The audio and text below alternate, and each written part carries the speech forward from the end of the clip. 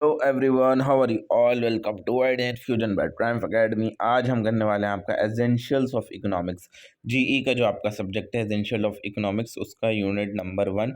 तो आज से हम एसेंशियल ऑफ इकोनॉमिक्स की सीरीज स्टार्ट करने वाले हैं। तो करते हैं आज की वीडियो को स्टार्ट बिना किसी देरी के। और जिस किसी को भी नोट्स परचेज करने हैं for the ₹150 only, description box and I button दोनों जगह आपको टेलीग्राम का लिंक मिल जाएगा। आप जाकर नोट्स परचेज कर सकते हैं। और इसके अलावा भी और दूसरे सब्जेक्ट्स जिसकी आपको वीडियो चाहिए हो तो आप उनके भी नोट्स परचेज कर सकते हैं। हमारे पास मोस्टली सभी सब्जेक्ट्स के नोट्स अवेलेबल हो, GE, SEC, VAC, AEC, DSC, DSE, most probably हमारे पास सब अवेलेबल होते हैं। तो आप कंफर्म करके नोट्स परचेज कर सकते हैं। तो करते हैं आज की वीडियो के start. Essentials of economic unit number 1। ठीक है, सबसे पहले हम समझेंगे इकोनॉमिक। तो इकोनॉमिक जो है एक सोशल साइंस है जिसके अंदर हम समझते हैं कि किस तरीके से लोग, फर्म और गवर्नमेंट जो है लिमिटेड रिसोर्सेज जो अवेलेबल हैं हमारे पास, उनका इस्तेमाल करके जो अनलिमिटेड वांट्स हैं लोगों की, जो कभी ना ख़त्म होने वाली ज़रूरतें हैं लोगों की, उन ज़रूरतों को सेटिस्फाई करती है। ठीक है ना। तो इकोनॉमिक के बारे में हम 3 चीज़ों के बारे में पढ़ते हैं: चॉइस, स्कार्सिटी और किस तरीके से रिसोर्सेज का इस्तेमाल किया जाना चाहिए।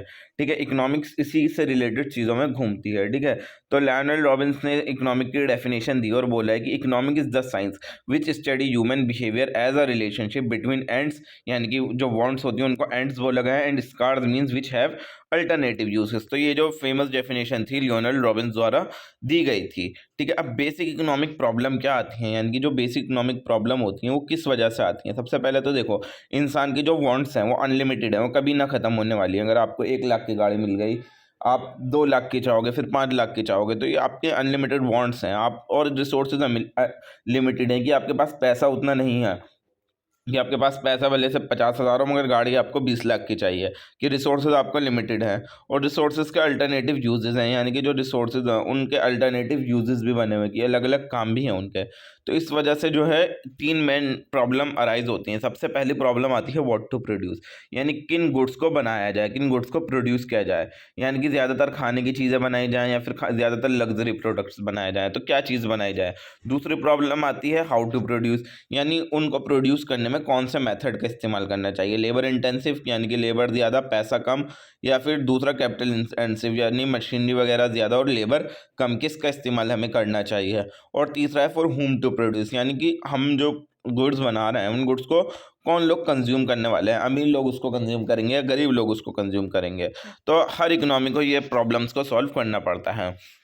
अब स्कार्सिटी और चॉइस आती है। स्कार्सिटी का मतलब होता है यानी कि जो रिसोर्सेज आपके पास अभी अवेलेबल हैं वो इनफ नहीं है कि जितनी भी आपकी ज़रूरतें हैं वो उन सब ज़रूरतों को पूरा कर सकें। ठीक है ना। तो स्कार्सिटी की वजह से आपके पास जो प्रॉब्लम आती है वो आती है चॉइस की प्रॉब्लम। फॉर एग्जांपल, अब एक इंसान है, एक बच्चा है, उसके पास 500 रुपये हैं, या तो उसको बुक खरीद ले या फिर मूवी देख ले। तो वो दोनों चीज़ें एक साथ नहीं कर सकता। मान लीजिए वो बुक भी 500 रुपये की और जो मूवी देखना चाह रहा है उसका टिकट भी 500 रुपये का है, तो वो एक ही चीज़ कर सकता है। अब उसके पास चॉइस है कि वो क्या खरीदे क्या नहीं। अब नेक्स्ट जो टॉपिक आता है हमारा वो आता है अपॉर्चुनिटी कॉस्ट। अपॉर्चुनिटी कॉस्ट जो होती है वो होती है आपकी value of the next best alternative given up when a choice is made. तो मैं समझ में नहीं आया होगा आपके, मैं अच्छे से बता देता हूँ। मान लीजिए अगर आपने टाइम स्पेंड कर रहा हो, ठीक है, अभी आप टाइम स्पेंड कर रहे हो अपना, इकोनॉमिक्स पढ़ रहा हो वीडियो में, अगर आप इस टाइम पर पार्ट टाइम वर्क कर रहे होते कुछ, ठीक है, मेरी वीडियो ना देखकर इकोनॉमिक्स ना पढ़कर अभी आप कोई पार्ट टाइम वर्क कर रहे होते तो आप उससे कुछ पैसा कमा लेते हैं। तो वो जो आप पैसा कमाते हैं इस टाइम इस वीडियो को ना देखने पर और इस टाइम पर काम करने पर, तो वो थी आपकी अपॉर्चुनिटी कॉस्ट जो कि आपने खो दी। मान लीजिए अभी आप कोई जॉब कर रहे हो, ठीक है, आप जॉब ना करके आप वीडियो देख रहे हो, आप इकोनॉमिक्स समझ रहे हो, तो आपने वो मान लीजिए वो छुट्टी करके जो आपने अपने पैसों का लॉस करा है वो आपकी अपॉर्चुनिटी कॉस्ट है। तो की पॉइंट्स ये हैं, ये इस वजह से होती है सबसे पहले क्योंकि स्कार्सिटी है, हमारे पास रिसोर्सेज अनलिमिटेड नहीं है और ये हमारी डिसीजन मेकिंग में हेल्प करती है। बट ये जो है सिर्फ पैसे से रिलेटेड नहीं होती हैं, यहाँ टाइम और कंफर्ट दोनों चीज़ों का ध्यान रखा जाता है। अब नेक्स्ट आती है हमारी micro economics and macro economics. Micro economics हमें पता है ये इंडिविजुअल यूनिट को स्टडी करती है, ठीक है, जिसके अंदर कौन कौन लोग आते हैं, जैसे कंज्यूमर्स हो गए, फर्म्स, प्राइस हो गए किसी सिंगल गुड का, जैसे कि चाय की डिमांड कितनी है, या फिर मोबाइल फ़ोन की प्राइसिंग कितनी है। तो ये सारी चीज़ें माइक्रो इकोनॉमिक्स के टॉपिक्स होंगी। उसके बाद आती है हमारी मैक्रो इकोनॉमिक्स। ये पूरी इकोनॉमी को एक होल इकोनॉमी समझ के स्टडी करती है। यहाँ पर हम बड़े-बड़े टॉपिक्स पढ़ रहे हैं, जैसे कि national income, inflation, unemployment. Example ये होगा कि जीडीपी कितनी है इंडिया की, इंडिया के अंदर महँगाई किस रेट से बढ़ रही है। तो ये सारे टॉपिक जो हैं हमारी मैक्रो इकोनॉमिक्स का पार्ट है। तो ये जो हमारा यूनिट है, ये मेनली फोकस किया गया है सिर्फ माइक्रो इकोनॉमिक्स पर, मैक्रो पर फोकस नहीं करा गया। अब आते हैं इकोनॉमिक एजेंट्स। इकोनॉमिक एजेंट्स वो डिसीजन मेकर होते हैं जो इकोनॉमी के अंदर बड़े बड़े डिसीजन लिए जाते हैं जिनके थ्रू। मेन एजेंट्स हमारे तीन होंगे: कंज्यूमर, प्रोड्यूसर और गवर्नमेंट। कंज्यूमर्स का काम क्या होता है? गुड्स और सर्विसेज की डिमांड करना, कि हमें ये गुड्स चाहिए, हमें ये सर्विसेज चाहिए। और प्रोड्यूसर या फिर फर्म्स का काम क्या होता है? जो कंज्यूमर डिमांड कर रहे हैं उन गुड्स और सर्विसेज को प्रोड्यूस करना, उनको बनाना। और गवर्नमेंट का काम क्या होता है? इस पूरे प्रोसेस को रेगुलेट करना, चेक करना, लोगों से टैक्स कलेक्ट करना, कंज्यूमर से भी, प्रोड्यूसर से भी, और पब्लिक गुड्स प्रोवाइड करना। ये काम होता है हमारे गवर्नमेंट का। और ये तीनों इकोनॉमिक एजेंट होते हैं। अब दो टाइप की इकोनॉमिक्स होती है, पॉजिटिव और नॉर्मेटिव इकोनॉमिक्स।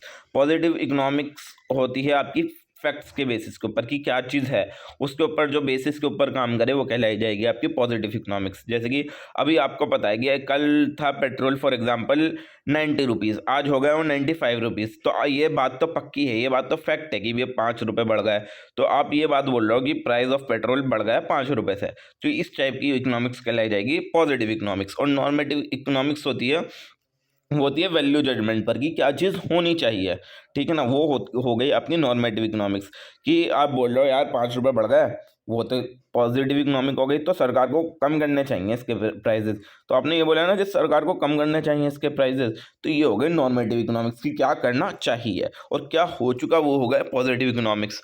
अजम्पशंस क्या क्या होती हैं माइक्रो इकोनॉमिक्स में के अंदर, क्या क्या चीज़ें हम अज्यूम करके चलते हैं। तो कॉमन अजम्पशंस हम ये लेके चलते हैं कि कंज्यूमर जो है वो रैशनल है, और हमारा मेन एम ये है कि हम कंज्यूमर की सेटिस्फेक्शन को फुलफिल कर दें, मैक्सिमाइज कर दें, और फर्म जो है ज़्यादा से ज़्यादा प्रॉफिट कमा सकें, और परफेक्ट इन्फॉर्मेशन हो बेसिक मॉडल्स के अंदर भी। ठीक है, अब नेक्स्ट आता है मार्केट किस तरीके से काम करती है। तो मार्केट एक कोई फिजिकल जगह नहीं होती। मार्केट का मतलब होता है कोई भी ऐसी जगह जहाँ पर लोग चीज़ें बेच रहे हैं और लोग चीज़ें खरीद रहे हैं, एक दूसरे से इंटरेक्ट कर रहे हैं। ठीक है ना, एक इंसान दूसरे को गुड्स और सर्विसेज बेच रहा है, दूसरा इंसान उन गुड्स और सर्विसेज को खरीद रहा है। तो ये कहीं पर भी हो सकती है, जैसे कोई सब्जी मार्केट हो गई, या फिर कोई ऑनलाइन मार्केट हो गई, अमेजोन, फ्लिपकार्ट, ये सारी चीज़ें मार्केट ही कहलाई जाएंगी। अब डिमांड क्या होती है? डिमांड का मतलब होता है डिज़ायर ऑफ अ गुड, कि मुझे चाहिए कुछ ये गुड, मुझे फ़ोन चाहिए, मेरी उसको खरीदने की डिज़ायर है। तो और आपके अंदर जो है ना, डिमांड के अंदर तीनों चीज़ें होनी चाहिए, कि डिज़ायर फॉर अ गुड, की मान लीजिए ये फ़ोन है, ये मुझे चाहिए। एबिलिटी टू पे, कि 50,000 का है ये फ़ोन, मुझे, मेरे पास एबिलिटी ये है, मेरे पास 50,000 रुपये हैं कि मैं इसके लिए ख़रीद सकूँ। तीसरा होनी चाहिए विलिंगनेस टू पे, कि मैं 50,000 रुपये खर्च भी करना चाह रहा हूँ। अब ऐसा ना हो कि मेरा दिल नहीं है, मतलब मेरे पास 50,000 रुपये भी हैं, मुझे फ़ोन भी चाहिए, बट मेरा दिल नहीं है इस फ़ोन को ख़रीदने का, मतलब मैं पैसे खर्च नहीं करना चाह रहा। ठीक है, अभी अभी या तो इस टाइम पे नहीं खर्च करना चाह रहा, या फिर अभी 50,000 रुपये नहीं खर्च करना चाह रहा, कि मैं 40,000 का होगा तब खरीद लूँगा। तो तीनों चीज़ अगर होती हैं, डिज़ायर, एबिलिटी और विलिंगनेस, तभी वो चीज़ डिमांड कहलाई जाती है। तीनों चीज़ों का होना ज़रूरी है। ठीक है, लॉ ऑफ डिमांड ये कहता है कि बाकी सारी चीज़ें सेम रहें। अगर किसी भी गुड्स के प्राइजेस बढ़ते हैं ना, तो उसकी जो डिमांड होती है वो हमेशा कम होती है।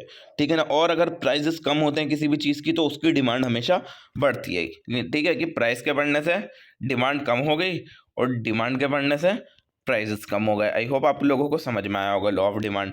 रीज़न इसका ये होता है कि reason law of diminishing marginal utility होता है, इनकम इफेक्ट होता है, और सब्सटीट्यूशन इफेक्ट होता है। ये तीनों अपने आप में ही बहुत बड़े टॉपिक्स है, तो आप बस इनको ऐसे ही याद कर लीजिए। अगर आगे आए तो हम इनको ज़रूर एक्सप्लेन करेंगे तीनों को।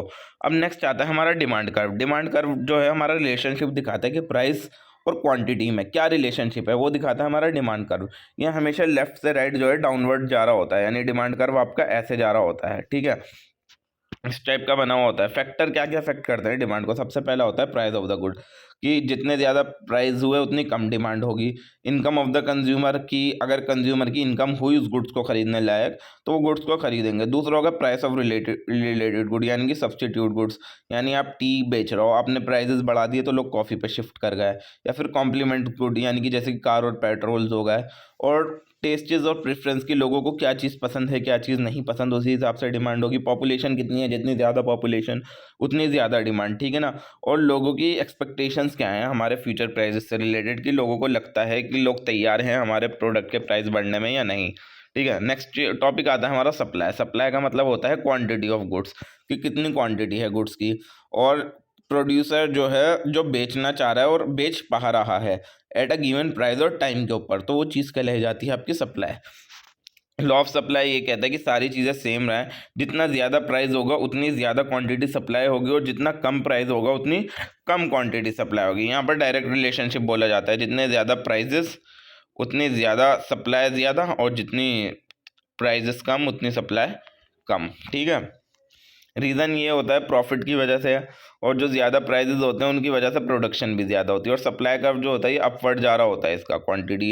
ये रिलेशनशिप दिखाता है आपका प्राइस और क्वांटिटी के बीच में, प्राइस और सप्लाई के बीच में, और ये हमेशा अपवर्ड जा रहा होता है लेफ्ट से राइट की तरफ इस तरीके से। तो क्या क्या चीज़ अफेक्ट करती हैं कि गुड्स का प्राइस क्या है, हमारा खर्चा कितना आ रहा है उसको प्रोड्यूस करने में, फिलहाल टेक्नोलॉजी क्या है, और दूसरे जितने भी रिलेटेड गुड्स हैं वो कितने रुपए में मार्केट के अंदर बिक रहे हैं, गवर्नमेंट ने पॉलिसीज़ क्या क्या बना रखी हैं, गवर्नमेंट टैक्स कितना चार्ज कर रही है हमसे, गवर्नमेंट सब्सिडी हमको कितनी दे रही है। और उसके अलावा नेचुरल फैक्टर्स भी होते हैं, जैसे कि मौसम वगैरह कैसा है, उनके ऊपर भी सप्लाई डिपेंड करती है हमारी। अब मार्केट इक्विलिब्रियम वो सिचुएशन होती है जब आपकी डिमांड और सप्लाई दोनों चीज़ें बराबर हो जाएं, तो हम क्या बोलते हैं, मार्केट हमारी इक्विलिब्रियम में है। इक्विलिब्रियम में ना ही डिमांड ज़्यादा होती, ना ही सप्लाई ज़्यादा होती, और प्राइजेस भी स्टेबल होते हैं आपके, ठीक है ना। एक्सेस डिमांड, अगर डिमांड बढ़ गई तो प्राइजेस भी बढ़ जाएंगे, ठीक है, और अगर सप्लाई बढ़ गई तो प्राइजेस गिर जाएंगे। डिसइक्विलिब्रियम वो होता है कि जब आपके या तो डिमांड ज़्यादा होगी या सप्लाई ज़्यादा होगी। अगर डिमांड ज़्यादा है सप्लाई से, ठीक है, तो प्राइजेस बढ़ने लग जाएंगे चीज़ों के, और अगर सप्लाई ज़्यादा है डिमांड से तो चीज़ों के प्राइजेस गिर जाएंगे।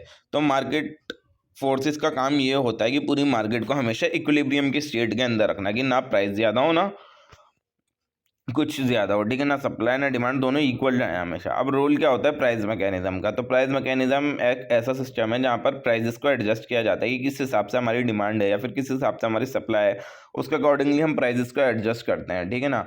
इसके फंक्शंस ये होते हैं, इसका काम होता है सिग्नल स्कार्सिटी का या फिर सरप्लस का, ठीक है ना। ये प्रोड्यूसर्स और कंज्यूमर्स की हेल्प करता है, और साथ साथ एलोकेशन ऑफ रिसोर्सेज में भी हेल्प करता है। अब अलग अलग टाइप के मार्केट होती हैं। एक होता है आपका परफेक्ट कंपटीशन। परफेक्ट कंपटीशन के अंदर बहुत सारे बायर्स और बहुत सारे सेलर होते हैं जो कि एक ही टाइप का आसपास का प्रोडक्ट बेच रहे होते हैं। और मोनोपोली का अंदर वो होता है कि एक ही आदमी है, वही बेच रहा है सब कुछ, सब लोग उसी से खरीद रहे हैं। मोनोपोलिस्टिक कंपटीशन वो होता है कि वहाँ बेचने वाले बहुत ज़्यादा हैं और प्रोडक्ट भी बहुत ज़्यादा हैं, बहुत अलग अलग टाइप के प्रोडक्ट हैं। ओलिगोपोली वो होती है कि कुछ ही फर्म्स हैं मगर वो बहुत बड़ी बड़ी फर्म्स हैं, वो बहुत लार्ज फर्म्स हैं, ठीक है ना। और डिटेल जो है हम इसके बारे में बाद में पढ़ेंगे।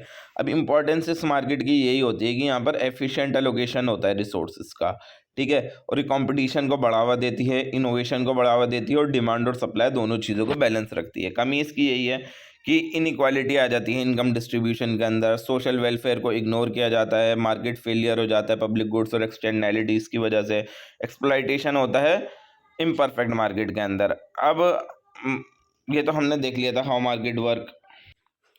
नेक्स्ट जो हमारी हेडिंग आती है वो आती है हमारी फर्म्स एंड मार्केट स्ट्रक्चर की।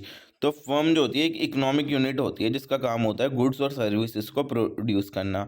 ये अलग अलग फैक्टर ऑफ प्रोडक्शन का इस्तेमाल करती है, ज़मीन का, लैंड का, लेबर का, कैपिटल का और एंटरप्रेन्योरशिप का, ताकि गुड्स और सर्विसेज को प्रोड्यूस कर पाए हैं। और ये इनका काम यही होता है कि जो भी आउटपुट ये बना रहे हैं उसको मार्केट के अंदर बेचें और अपने प्रॉफिट को ज़्यादा से ज़्यादा बढ़ा दें। एग्जाम्पल क्या हो गया, कोई भी फैक्ट्री हो गई या दुकान हो गई, कोई आईटी कंपनी हो गई, रेस्टोरेंट हो गया, तो सबका ये सारी चीज़ें फर्म ही कहलाई जाएंगी। तो मेन ऑब्जेक्टिव फर्म के यही होते हैं कि वो अपने प्रॉफिट को सबसे ज़्यादा बढ़ा पाएँ और उनका खर्चा कम आए, उनकी जो कॉस्ट है, चीज़ों को बनाने की कॉस्ट है, वो उनकी कम हो जाए और वो ग्रो हों, बढ़ें कंपनीज़ और एक्सपेंशन हो उनका, ठीक है। और कॉम्पिटिटिव मार्केट है आज के टाइम में, हर जगह पर कंपटीशन है, तो वो उस कंपटीशन के अंदर सर्वाइव कर पाएँ, ठीक है। ये इसका मेन मोटिव्स होता है, मेन ऑब्जेक्टिव्स होता है हमारे फर्म के। तो बेसिक माइक्रो इकोनॉमिक्स के अंदर जो है फर्म से ये अज्यूम किया जाता है कि वो अपने प्रॉफिट को मैक्सिमाइज करने के लिए, अपने प्रॉफिट को बढ़ाने के लिए काम कर रही हैं। अब मार्केट स्ट्रक्चर का मतलब होता है कि नेचर ऑफ कंपटीशन क्या है मार्केट के अंदर, ठीक है ना, कि जो मार्केट का स्ट्रक्चर होता है वो 4 चीज़ों पर डिपेंड होता है आपका, कि नंबर ऑफ़ सेलर्स, की बेचने वाले लोग कितने हैं किसी भी प्रोडक्ट को, और जो प्रोडक्ट बिक रहा है मार्केट के अंदर उसका नेचर क्या है, क्या आप फ्रीली एंट्री कर सकते हो या फिर एग्जिट ले सकते हो मार्केट के अंदर, क्या उस चीज़ में फ्रीडम है या फिर नहीं है, डिग्री क्या है प्राइस कंट्रोल की, ठीक है। अब अलग अलग टाइप के मार्केट स्ट्रक्चर होते हैं। एक हो गया आपका परफेक्ट कंपटीशन। परफेक्ट कंपटीशन एक ऐसी मार्केट होती है जहां पर बेचने वाले भी बहुत सारे लोग होते हैं और खरीदने वाले भी बहुत सारे लोग होते हैं, और यहाँ जो प्रोडक्ट होते हैं सारे होमोजीनियस होते हैं, यानी कि सेम टू सेम होते हैं, एक दूसरे जैसे ही होते हैं आपके, ठीक है ना। यहाँ पर कोई भी कंपनी आ सकती है और कोई भी कंपनी यहाँ से एग्जिट ले सकती है, और यहाँ पर हम परफेक्ट नॉलेज मान के चलते हैं कि कंज्यूमर्स को सारे गुड्स के बारे में परफेक्ट नॉलेज है। खासियत है इसकी यही है कि बहुत सारे सेलर्स हैं और बहुत सारे बायर्स हैं, और हर किसी के लिए सेम प्राइजेज हैं, यानी कि प्राइस चेकर बोला जाता है कि हर चीज़ों के लिए जो है सेम प्राइजेज हैं, कोई सेलिंग कॉस्ट नहीं है यहाँ, और परफेक्टली मोबिलिटी है फैक्टर की, ईजिली मोबाइल हो जाते हैं फैक्टर्स। प्राइस डिटर्मिनेशन, और जो यहाँ पर प्राइस डिसाइड किए जाते हैं वो इंडस्ट्री के अंदर डिमांड कितनी है और इंडस्ट्री के अंदर सप्लाई कितनी है, उसके अकॉर्डिंगली प्राइस डिसाइड किए जाते हैं, और कोई भी एक फर्म जो है सारे प्राइजेस को चेंज नहीं कर सकती। फॉर एग्जांपल एग्रीकल्चर मार्केट आ गई, ठीक है, तो मेरिट्स इसके ये हो गए कि यहाँ फेयर प्राइजेस हो गए और एफिशिएंट यूज़ हो रहा है रिसोर्सेज का, और नुकसान इसके ये हो गए कि अनरियलिस्टिक अजम्पशंस ली जाती हैं और यहाँ कोई इंसेंटिव नहीं मिलता इनोवेशन के लिए।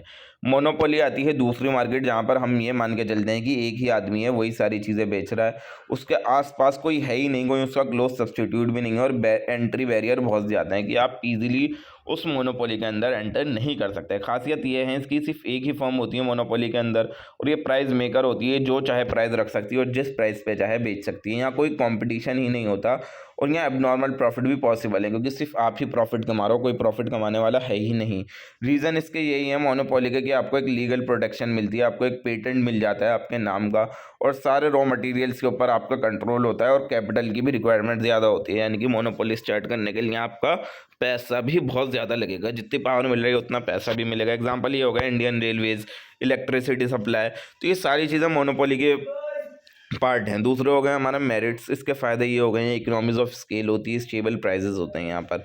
नुकसान इसके ये हो गए कि कभी कभी प्राइजेस बहुत ज़्यादा बढ़ जाते हैं और कंज्यूमर को एक्सप्लॉइट किया जाता है यहाँ पर, ठीक है ना। कंज्यूमर्स के साथ कंज्यूमर से ज़्यादा पैसे चार्ज किए जाते हैं। नेक्स्ट आता है हमारा मोनोपोलिस्टिक कंपटीशन। मोनोपोलिस्टिक कंपटीशन एक ऐसी मार्केट होती है जहाँ पर बेचने वाले भी बहुत सारे लोग होते हैं और प्रोडक्ट्स भी सारे अलग अलग होते हैं। हमारे खासियतें ये हो गई इसकी, प्रोडक्ट डिफ्रेंसिएशन होती है, यानी कि सारे प्रोडक्ट्स अलग अलग होते हैं। यहाँ पर सेलिंग कॉस्ट होती है, यानी कि जब आप चीज़ें बेचने जा रहे हो तो आपका एडवर्टाइजिंग पर खर्चा लगेगा, आपके पैसे लगेंगे। और कुछ प्राइस कंट्रोल होता है, यहाँ पूरा प्राइस कंट्रोल नहीं होता, फ्रीली कोई भी एंट्री कर सकता है और एग्जिट ले सकता है इस मार्केट के अंदर। एग्जाम्पल ये होगा कि कोई भी टूथपेस्ट की, सोप की, क्लोथिंग ब्रांड की कंपनी, वो इसका पार्ट होगी हमारा मोनोपोलिस्टिक का। फ़ायदे इसके ये हैं, यहाँ पर आपको कंज्यूमर्स की वैरायटी बहुत मिलेगी, अलग अलग टाइप के आपको कंज्यूमर्स मिल जाएंगे, बट यहाँ पर कंपटीशन भी होता है साथ साथ। नुकसान इसके ये हैं, यहाँ पर सेलिंग कॉस्ट ज़्यादा आएगी। अगर आपको चीज़ें बेचनी है तो एडवर्टाइजमेंट भी आपको ढंग से करना पड़ेगा, अच्छे तरीके से करना पड़ेगा, प्रॉपरली करना पड़ेगा। और एक्सेस कैपेसिटी होती है यहाँ पर, ये भी इसका डीमेरिट है। नेक्स्ट आता है हमारा ओलिगोपोली। ओलिगोपोली एक ऐसी मार्केट होती है जहाँ पर कुछ बड़ी फर्म्स होती हैं जो पूरी मार्केट को कंट्रोल करके रखती हैं, ठीक है ना। एक फर्म नहीं होती, कुछ बड़ी फर्म्स होती हैं, और इसकी खासियत ये है, बेचने वाले बहुत कम लोग होते हैं, फ्यू सेलर्स होते हैं, और सब जितने भी सेलर्स होते हैं वो इंटर डिपेंड होते हैं, यानी एक दूसरे पर ही डिपेंड होते हैं, ठीक है। इंडिविजुअली कोई भी काम नहीं कर सकता, और प्राइस यहाँ पर रिजिड होते हैं, सेम रहते हैं, इतनी जल्दी चेंज नहीं होते हैं, और कार्टल्स की पॉसिबिलिटी यहाँ होती है। फॉर एग्जांपल टेलीकॉम की कंपनी या ऑटोमोबाइल इंडस्ट्री, वो इसका पार्ट होगी। फ़ायदे इसके ये हो गए, इनोवेशन होगा, इकोनॉमीज ऑफ स्केल होगा। नुकसान ये होगा कि कॉल्यूजन हो सकता है और कंपटीशन कम है यहाँ पर। अब मार्केट फैक्टर ऑफ प्रोडक्शन आ गया नेक्स्ट टॉपिक। फैक्टर मार्केट एक ऐसी मार्केट होती है जहाँ पर फैक्टर ऑफ प्रोडक्शन जो है वो खरीदे और बेचे जाते हैं, और फर्म जो है डिमांड करती है फैक्टर्स को, और हाउस होल्ड जो है उन फैक्टर्स को सप्लाई करता है, ठीक है। इस मार्केट को, इस टाइप की मार्केट को हम बोलते हैं फैक्टर मार्केट। अब फैक्टर ऑफ प्रोडक्शन में हमारी 4 चीज़ें आती हैं, लैंड, लेबर, कैपिटल, एंटरप्रेन्योरशिप। ये 4 चीज़ें हमारी फैक्टर ऑफ प्रोडक्शन कहलाई जाती हैं। लैंड आपका नेचुरल रिसोर्सेज है, ज़मीन आपकी नेचुरल रिसोर्स है। लेबर यानी कि जो इंसान मेहनत कर रहा है, पैसा कमा रहा है अपना, वो हो गई आपकी लेबर। कैपिटल कैपिटल हो गई, जो भी आपके खुद बनाए हुए टूल्स हैं, मशीन्स हैं, वो आपकी कैपिटल हो गई। एंटरप्रेन्योरशिप ये होगा कि आपने लैंड लेबर कैपिटल को खुद ऑर्गेनाइज करा, खुद अरेंज करा और रिस्क लेकर अपना बिजनेस स्टार्ट करा, वो आपकी एंटरप्रेन्योरशिप हो गई। तो ये 4 टाइप के हमारे फैक्टर ऑफ प्रोडक्शन होते हैं, land, labour, capital, entrepreneurship. Demand of for factors, यानी डिमांड फॉर फैक्टर्स की क्या होती है, डिराइव डिमांड होती है और ये डिपेंड होती है डिमांड फॉर फाइनल गुड्स के ऊपर। और जो फर्म डिमांड्स होती है वो firm demand factor to produce output. अब सप्लाई ऑफ फैक्टर्स क्या क्या होते हैं, ये हाउस होल्ड द्वारा सप्लाई की जाती हैं और हाउस होल्ड को इसके बदले में क्या मिलता है, वेजेस, रेंट, इंटरेस्ट या फिर प्रॉफिट मिलता है उसके बदले में। प्राइसिंग ऑफ फैक्टर या फिर फैक्टर रिवार्ड क्या होता है, सबसे पहले लैंड से हमें क्या मिलता है, लैंड से हमें रेंट मिलेगा कि अगर हम अपनी ज़मीन किसी को भी काम करने के लिए देंगे तो उसके बदले में वो हमें क्या देगा, रेंट मिलेगा। और ये रेंट किसके ऊपर डिपेंड होता है, फर्टिलिटी पर, कि हमारी ज़मीन उपजाऊ कितनी है।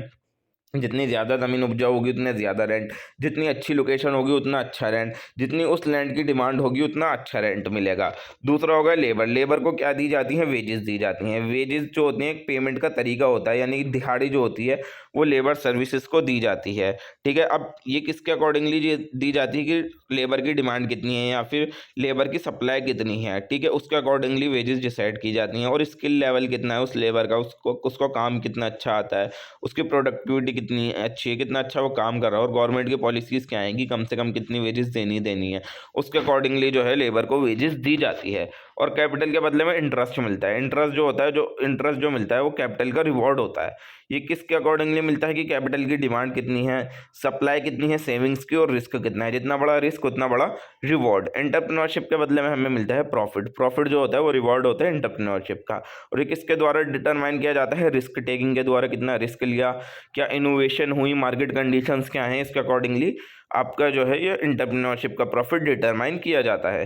अब इंपॉर्टेंस क्या है फैक्टर मार्केट्स की, ये हमारे एलोकेशन ऑफ रिसोर्सेज की में मदद करता है, एफिशिएंट एलोकेशन ऑफ रिसोर्सेज में, इनकम के डिस्ट्रीब्यूशन में हेल्प करता है और प्रोडक्शन प्रोसेस में हेल्प करता है। अब गवर्नमेंट का रोल क्या होता है इकोनॉमी के अंदर, तो गवर्नमेंट जो है एक इंपॉर्टेंट रोल प्ले करती है पूरी मार्केट को रेगुलेट करने में, कंट्रोल करने में, और अगर कोई मार्केट फेलियर्स होता है उसको करेक्ट करने में, उसको सुधारने में और सोशल वेलफेयर को बढ़ावा देने में।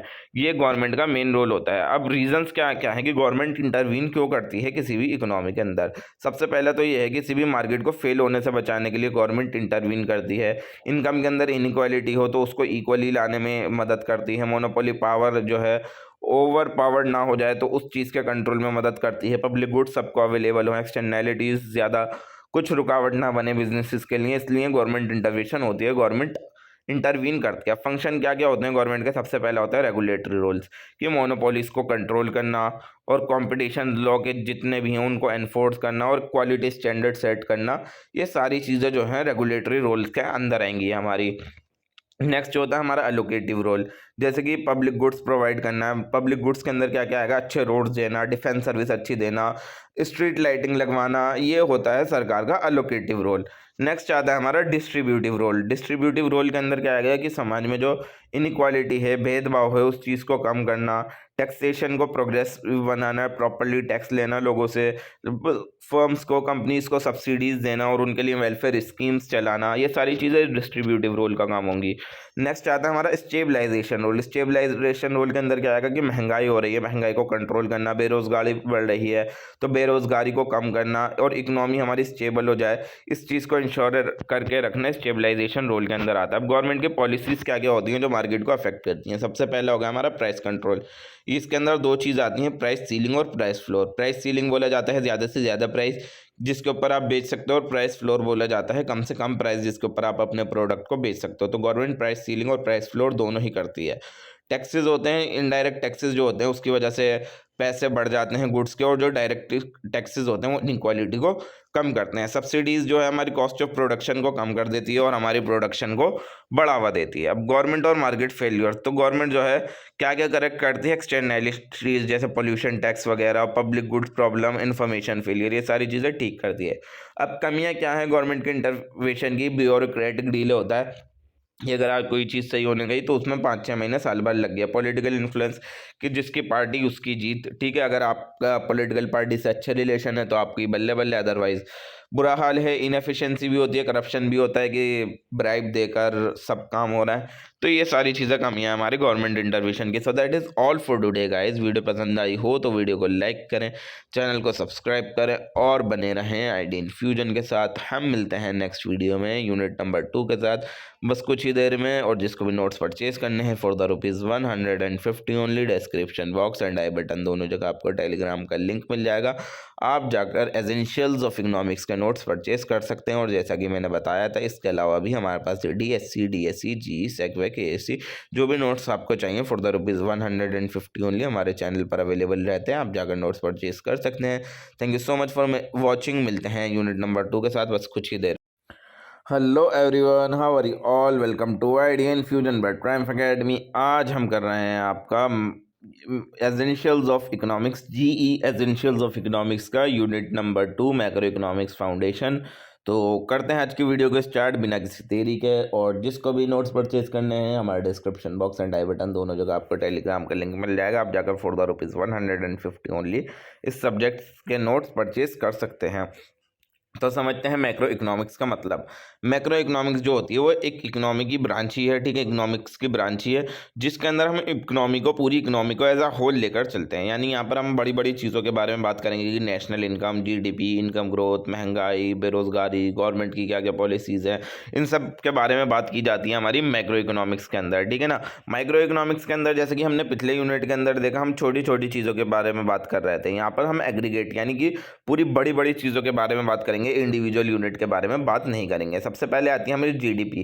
GDP का मतलब होता है टोटल वैल्यू, क्या है, जितने भी फाइनल गुड्स और सर्विसेज हमारे देश के अंदर, हमारी डोमेस्टिक टेरिटरी के अंदर अंदर, हमारी कंट्री की डोमेस्टिक टेरिटरी के अंदर अंदर जितने भी फाइनल और गुड्स एंड सर्विसेज प्रोड्यूस किए जा रहे हैं किसी भी स्पेसिफिक पीरियड ऑफ टाइम के अंदर, बेसिकली 1 ईयर के अंदर, वो उसकी टोटल वैल्यू जो है आपकी GDP कहलाई जाएगी, ठीक है। तो यहाँ पर जितने भी हमने वर्ड समझे, total value, final goods, domestic territory, specific period, तो आप लोग इनके लिए इसमें कंफ्यूज ना हो तो मैंने इन सबको नीचे एक्सप्लेन करके दे रखा है। टोटल वैल्यू का मतलब होता है मेजर्ड इन मनी, यानी कि जो भी टोटल अमाउंट है, जो कि मनी है, जितना भी गुड्स एंड सर्विसेज से जो आ रहा है वो टोटल वैल्यू कहलाया जाएगा। फाइनल गुड्स का मतलब होता है गुड्स जो कि बनाए गए हैं फाइनल यूज़ के लिए, जैसे कि दूध है वो जिसको आप कंज्यूम करने वाले हो, या फिर शूज़ है जिसको आप पहनने वाले हो, तो ये सारी चीज़ें फाइनल गुड्स कहलाई जाएंगी। डोमेस्टिक टेरिटरी का मतलब होता है जो हमारी कंट्री है उसकी जो बॉर्डर है, तो उसके अंदर का जितना भी एरिया है वो हमारी डोमेस्टिक टेरिटरी कहलाई जाएगी। स्पेसिफिक पीरियड जो होता है वो 1 साल का होता है, फाइनेंशियल ईयर जो होता है, तो उसके अंदर अंदर जो भी टोटल वैल्यू है फाइनल गुड्स और सर्विसेज की, जो हमारे देश के अंदर अंदर प्रोड्यूस की जा रही हैं किसी भी स्पेसिफिक पीरियड के अंदर, वो चीज़ GDP कहलाई जाती है। अब इंपॉर्टेंस ये होती है GDP की कि ये हमारी इकोनॉमिक परफॉर्मेंस को मेजर करती है कि हमारी इकोनॉमिक कितनी आगे है दूसरी कंट्रीज से। हमारी इकोनॉमिक ग्रोथ दिखाती है, अगर बढ़ रही है, अगर हमारी इकोनॉमिक ग्रो हो रही होगी तो हमारे देश की GDP भी बढ़ेगी। और इंटरनेशनल कंपैरिजन कर सकते हैं, मान लीजिए किसी दूसरे देश की GDP बड़ी 5% से, हमारी बड़ी 2% से, तो हम ये कंपेयर कर सकते हैं कि अभी हम उस कंट्री से पीछे चल रहे हैं, ठीक है। और ये गवर्नमेंट पॉलिसीज़ को बनाने में मदद करती है कि जिस हिसाब से GDP बने होगी हमारे देश की, उसी हिसाब से सरकार पॉलिसीज़ बनाती है। और ये स्टैंडर्ड ऑफ लिविंग दिखाती है, यानी किसी देश की अगर GDP जितनी गिरी हुई होगी वहाँ के लोगों की लाइफ उतनी ख़राब होगी, उनका स्टैंडर्ड ऑफ लिविंग इतना ख़राब होगा। और जिस देश की GDP बहुत बड़ी हुई होगी तो उस देश का स्टैंडर्ड ऑफ लिविंग भी अच्छा होगा, वहाँ के लोगों की लाइफ भी अच्छी होगी। अब सर्कुलर फ्लो ऑफ इनकम होता है, ठीक है ना। तो GDP जो है मेजर कर सकते हैं क्योंकि प्रोडक्शन की वजह से इनकम बढ़ती है और इनकम की वजह से खर्चे बढ़ते हैं। तो प्रोडक्शन, इनकम और एक्सपेंडिचर हमारी सोसाइटी के अंदर जो है बराबर हो गया कि प्रोडक्शन है बराबर इनकम के, इनकम में बराबर एक्सपेंडिचर के। तो यही बेसिस माना जाता है GDP को नापने के लिए। तब किस किस तरीके से जो है GDP मेजर की जाती है, तो 3 मेन मेथड है मेजर करने के लिए, ठीक है ना। और GDP को मेजर करने के लिए, और अगर तीनों तरीके से अगर आप ढंग से कैलकुलेट करोगे ना तो तीनों तरीके से आपको एक ही आंसर मिलेगा। सबसे पहला आता है आपका प्रोडक्शन मेथड, जिसको वैल्यू एडिड मेथड भी बोला जाता है, ठीक है ना। यहाँ पर हम GDP को कैलकुलेट करते हैं वैल्यू के ऊपर, ठीक है ना। इकोनॉमी के अंदर किसी भी गुड्स को प्रोड्यूस करने की क्या वैल्यू है उसको ऐड करके हम GDP को कैलकुलेट करते हैं। यानी कि वैल्यू एडिड का फॉर्मूला क्या होता है, हम वैल्यू एडिड कैसे निकालते हैं कि वैल्यू ऑफ आउटपुट कितनी है हमारी इकोनॉमी के अंदर, उसके अंदर से वैल्यू ऑफ इंटरमीडिएट्स गुड्स कितनी है, उन दोनों को अगर हम माइनस कर दें तो जो है हमारी वैल्यू एडेड मेथड निकल कर आती है। तो ये जो मेथड है ये डबल काउंटिंग की प्रॉब्लम जो होती है उसको अवॉइड करता है, उससे बचाने में मदद करता है वैल्यू एडेड मेथड। ठीक है, स्टेप्स इसके अंदर ये होते हैं। सबसे पहले आप प्रोड्यूसिंग यूनिट को आइडेंटिफाई करो कि कितने प्रोड्यूसिंग यूनिट हैं, और फिर उनकी वैल्यू एडिड देखो कि हर यूनिट के अंदर कितनी वैल्यू ऐड हो रही है, और फिर उसके बाद सारी वैल्यूज़ को ऐड कर दो। फॉर एग्जांपल फार्मर ने वीट बेचा 100 रुपये का, और फ्लोर बना उसका, ठीक है। फिर फ्लोर जो है आगे बेचा गया 150 रुपये का। फिर फ्लोर खरीद के बेकरी वाले ने उसकी ब्रेड बना के बेची 200 रुपये की, ठीक है। 100, 150, 200, तो फार्मर ने 100 का बेचा, फ्लोर मिल ने 50 रुपये और बढ़ा के बेचा, बेकरी ने 50 रुपये और बढ़ा के बेचा। तो जीडीपी जो हो गई हमारे देश की 200 रुपये हो गई, ठीक है ना, क्योंकि 100 रुपये यहाँ बढ़े, 50 रुपये यहाँ और 50 रुपये यहाँ, तो टोटल 200 रुपये बढ़ गए। तो हमारे देश की जीडीपी 450 रुपये की नहीं हुई, ये दोनों चीज़ें इंक्लूड नहीं की जाएंगी। जो टोटल वैल्यू बढ़ी है सिर्फ वही चीज़ इंक्लूड की जाएगी। तो जीडीपी हमारे देश की हो गई 200 रुपये, 450 रुपये नहीं हुई। तो आइटम क्या क्या इंक्लूड होंगी हमारी जीडीपी के अंदर, जितने भी एग्रीकल्चर से कमाई हो रही है, इंडस्ट्री से, सर्विसेज से, वो सारी चीज़ें जीडीपी के अंदर इंक्लूड होंगी। क्या क्या चीज़ें एक्सक्लूड होंगी, क्या क्या चीज़ें नहीं ली जाएंगी, जितने भी इंटरमीडिएट गुड्स हैं, जैसे बीच के जो गुड्स हो रहा है, ठीक है, जैसे कि यहाँ पर ऊपर वीट मिल था वो एक्सक्लूड होगा। सेकंड हैंड गुड्स जितने भी होते हैं, अगर आप फ़ोन यूज़ करके दोबारा किसी को बेच रहे हो तो वो चीज़ जीडीपी के अंदर इंक्लूड नहीं होगी, और ट्रांसफ़र पेमेंट जो भी हो रही है वो सारी चीज़ें एक्सक्लूड होंगी। अब इनकम मेथड होता है दूसरा मेथड। तो जीडीपी जो है, अगर हम जितनी भी इनकम देश के अंदर कमाई जा रही है फैक्टर ऑफ प्रोडक्शन के द्वारा, फैक्टर ऑफ प्रोडक्शन पीछे देखे थे 4, लैंड लेबर कैपिटल एंटरप्रेन्योरशिप। तो अगर उन चारों फैक्टर ऑफ प्रोडक्शन से जितनी भी इनकम कमाई जा रही हो, अगर हम उन सबको ऐड कर दें तो हमारी जीडीपी निकाली जाती है इनकम मेथड के थ्रू। तो फैक्टर इनकम के अंदर हमारी आएगी 4 चीज़ों के थ्रू हम कमाते हैं। हमने क्या देखा था, लेबर से वेजेस, सैलरी, रेंट कमाते हैं हम लैंड से, इंटरेस्ट कमाते हैं हम कैपिटल से, और प्रॉफिट कमाते हैं हम एंटरप्रेन्योर से। तो जीडीपी कैसे निकालते हैं, यहाँ पर एट फैक्टर कॉस्ट हम इन चारों चीज़ों को प्लस कर देंगे कि वेजेस कितनी आ रही है, रेंट कितना आ रहा है, इंटरेस्ट कितना आ रहा है, प्रॉफिट कितना आ रहा है, ठीक है। फिर जब हमें जीडीपी निकालनी होगी मार्केट प्राइस के ऊपर, तो ये जो हमारी जीडीपी एट फैक्टर कॉस्ट चाहिए इन चारों चीज़ों को प्लस करके, उसके अंदर इनडायरेक्ट टैक्सेस जितने भी होंगे वो प्लस कर देंगे, और जितनी भी सरकार ने हमें सब्सिडीज दी हैं वो माइनस कर देंगे। तो हमारी एक्चुअल जीडीपी निकल जाएगी कि मार्केट प्राइस के ऊपर हमारी जीडीपी क्या चल रही है। तो आइटम क्या क्या चीज़ें इंक्लूड की जाएंगी कि हम एम्प्लॉयज़ को कंपनसेशन कितनी दे रहे हैं, हम उनको पैसा कितना दे रहे हैं, हमारा ऑपरेटिंग सरप्लस क्या है, मिक्स्ड इनकम क्या है सेल्फ एम्प्लॉयड पर्सन की, और क्या क्या चीज़ें इनके अंदर इंक्लूड नहीं की जाएंगी, वो होगी ट्रांसफ़र इनकम की, पेंशन कितनी मिल रही है, स्कॉलरशिप कितनी मिल रही है, इलीगल इनकम किसी की हुई कि धमकी वमकी देके पैसा कमा लिया, बच्चा किडनैप करके कमा लिया, वो सारी चीज़ें इसके अंदर नहीं आएंगी। विंडफॉल गेन्स भी इसके अंदर इंक्लूड नहीं होंगे। उसके बाद आता है हमारा एक्सपेंडिचर मेथड। एक्सपेंडिचर के अंदर हम जितना भी गुड्स और सर्विसेज के ऊपर खर्चा हुआ है पूरे खर्च को कैलकुलेट करके हम जीडीपी निकालते हैं, ठीक है। तो कंपोनेंट क्या होते हैं इसके, 4 कंपोनेंट होते हैं, सी आई जी एक्स माइनस एम। तो सी आई जी जो है समझते हैं क्या क्या है। सी का मतलब होता है प्राइवेट कंजम्पशन एक्सपेंडिचर, दूसरे का होता है इन्वेस्टमेंट एक्सपेंडिचर, आई जी का होता है गवर्नमेंट एक्सपेंडिचर, एक्स हो गया एक्सपोर्ट, एम हो गया आपके इम्पोर्ट, ठीक है। तो ये फॉर्मूला है आपका एक्सपेंडिचर मेथड का, जहाँ पर ये सारी चीज़ें ये यहाँ पर आपकी गिवन है। एक्सप्लेनेशन देखते हैं तो कंजम्पशन का मतलब होगा कि कोई भी घर कितना खर्च कर रहा है, यानी घरों के थ्रू हाउस होल्ड स्पेंडिंग कितनी हो रही है, इन्वेस्टमेंट कितनी है, मशीन्स हो गई, बिल्डिंग्स हो गई, इनके ऊपर कितना इन्वेस्टमेंट हो रखा है, गवर्नमेंट कितना खर्चा कर रही है, गवर्नमेंट पब्लिक के ऊपर कितना खर्चा कर रही है, नेट एक्सपोर्ट कितना है, जिसकी वजह से हमारा फॉरेन ट्रेड के ऊपर इफेक्ट पड़ रहा है। अब उसके बाद आती है हमारी नॉमिनल जीडीपी और रियल जीडीपी। नॉमिनल जीडीपी जो नापी जाती है वो करंट प्राइसेस के ऊपर नापी जाती है कि अभी फिलहाल प्राइसेस क्या चल रहा है, कि महंगाई हो गई तो फिलहाल क्या प्राइसेस हैं उसका अकॉर्डिंगली नॉमिनल जीडीपी नापी जाती है, और रियल जीडीपी नापी जाती है कांस्टेंट प्राइसेस पर जो कि चलते हुए आ रहा है। और यही जीडीपी होती है जो हमारी एक्चुअल इकोनॉमी की ग्रोथ दिखाती है। तो रियल जीडीपी को जो है एक अच्छा माना जाता है, अगर हमें कंपेयर करना है तो हम रियल जीडीपी को अच्छा समझेंगे। फिर उसके बाद आता है हमारा जीडीपी डिफ्लेटर। जीडीपी डिफ्लेटर जो होता है वो प्राइस लेवल को मेजर करता है। तो फॉर्मूला ये होता है जीडीपी डिफ्लेटर का कि जब हम नॉमिनल जीडीपी और रियल जीडीपी दोनों को डिवाइड करके 100 से मल्टीप्लाई कर देते हैं तो जो हमारी अमाउंट निकल कर आती है वो जीडीपी डिफ्लेटर कहलाई जाती है। ये महंगाई दिखाती है कि अब हमारी इकोनॉमी के अंदर कितनी महंगाई हो चुकी है, ठीक है। अब उसके बाद आता है जीडीपी और इकोनॉमिक ग्रोथ। इकोनॉमिक ग्रोथ का मतलब होता है जब real GDP time to time बढ़ती जाती है, ठीक है ना, तो उसको इकोनॉमिक ग्रोथ बोलते हैं। तो रियल जीडीपी अगर बढ़ रही है तो हम बोलेंगे एक ग्रोथ हो रही है, और अगर रियल जीडीपी कम हो रही है तो हम बोलेंगे नेगेटिव ग्रोथ है, ठीक है। अब मेजरमेंट कैसे निकालते हैं, हम निकालते कैसे हैं इकोनॉमिक कितनी ग्रोथ हुई, तो ग्रोथ रेट कैसे निकाला जाता है कि रियल जीडीपी के अंदर कितना चेंज हुआ हमारा और पुराने साल की जीडीपी कितनी थी, दोनों को डिवाइड करते हैं और 100 से मल्टीप्लाई करके हम क्या निकाल लेंगे, आपका ग्रोथ रेट निकाल लेंगे कि हमारे देश कितना ग्रो हुआ, हमारी इकोनॉमी कितनी ग्रो हुई। अब इंपॉर्टेंस क्या होती है इकोनॉमिक ग्रोथ की, ये लोगों के स्टैंडर्ड ऑफ लिविंग अच्छे करती है। जितनी अच्छी इकोनॉमिक ग्रो होगी उतना अच्छे ही लोगों की ज़िंदगी होगी, उतनी ही कम गरीबी होगी, उतना ही ज़्यादा लोगों को रोज़गार मिलेगा, उतना ही ज़्यादा सरकार के पास पैसा बढ़ेगा। ठीक है, अब नेक्स्ट टॉपिक आता है per capita income. Per capita income का मतलब ये होता है किसी भी देश के अंदर एक एवरेज इंसान कितना पैसा कमा पा रहा है, एवरेज कितनी कमाई है किसी भी देश के अंदर अगर पर पर्सन कैलकुलेट की जाए। तो पर कैपिटा इनकम कैसे निकालते हैं हम, जितनी भी हमारे नेशनल इनकम है, जितनी भी पूरे देश के अंदर इनकम कमाई जा रही है उसको पॉपुलेशन से डिवाइड करके, यानी कि पूरी पॉपुलेशन देश की कितनी है उससे डिवाइड करके हम निकाल लेते हैं। ठीक है ना, ये लिविंग स्टैंडर्ड्स को दिखाती है कि किसी देश के अंदर लिविंग स्टैंडर्ड क्या है। तो जीडीपी और वेलफेयर में क्या फ़र्क होता है, तो जीडीपी जो है वेलफेयर नहीं बताती, क्योंकि यहाँ पर इनकम इक्वालिटी का ध्यान नहीं रखा जाता, एनवायरनमेंट पर क्या नुकसान हो रहा है उस चीज़ का ध्यान नहीं रखा जाता, अनपेड वर्क को नहीं देखा जाता, हार्मफुल गुड्स को इंक्लूड नहीं किया जाता। ठीक है ना, इंक्लूड किया जाता है, सॉरी।